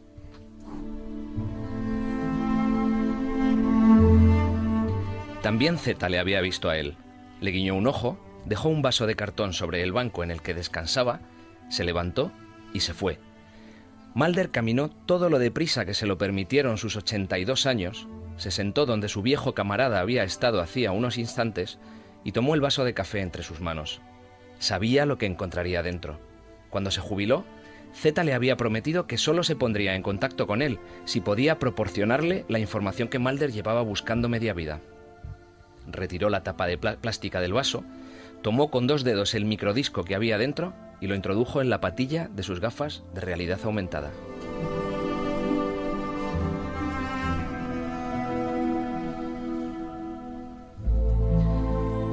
La información que el gobierno había estado ocultando desde el incidente de Roswell estaba en sus manos. experimentos genéticos, miles de asesinatos y desapariciones engarzados en un siniestro plan de control mundial. Nunca había deseado nada tan intensamente y, sin embargo, su dedo temblaba sobre el interruptor. ¿Por qué? Mulder comprendió sus dudas enseguida. Aquella búsqueda había dado forma a su vida.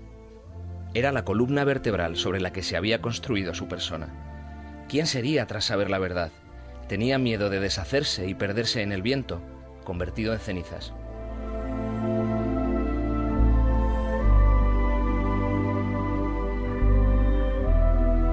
Tras un instante de vacío que le pareció una eternidad, se sonrió. Era buscar y no encontrar lo que le había hecho cruzar con pulso firme el proceloso mar de la existencia.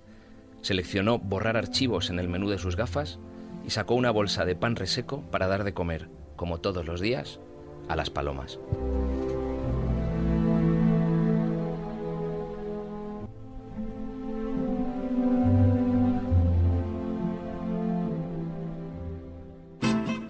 La escóbula de la brújula. La escóbula de la brújula.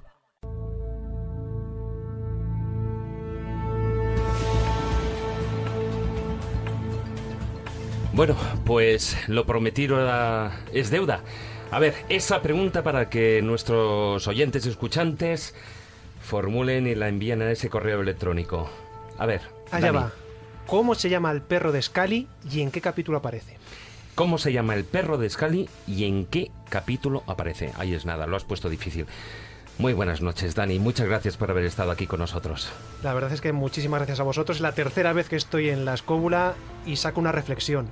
Nosotros somos contingentes, vosotros sois necesarios. La escóbula es necesaria. Ya sabéis por dónde voy, ¿no? Muchas gracias. Buenas Dani. noches y siempre por el camino de la luz. Muy buenas noches, Miguel. Buenas noches. Muy buenas noches, Manuel. Buenas noches. Don Jesús Callejo, muy Parece buenas mentira, noches. pero no hemos hablado de Hermigio. Buenas noches. Hoy no hemos hablado de Hermigio ni de visigodos, aunque bueno, sí algo, pero todo será. Bueno, y a todos vosotros, queridos esculeros, gracias por acompañarnos una semana más durante estas 2 horas de programa. Esperamos que hayáis disfrutado tanto como nosotros. Os recordamos nuestra página web, laescóbula.com, y nuestra presencia en las redes sociales. En Facebook, la página oficial La Escóbula de la Brújula, y en Twitter nuestro perfil es @escobuleros. Buenas noches, amigos. Tratad de ser felices e ilustraos. Hasta la próxima semana.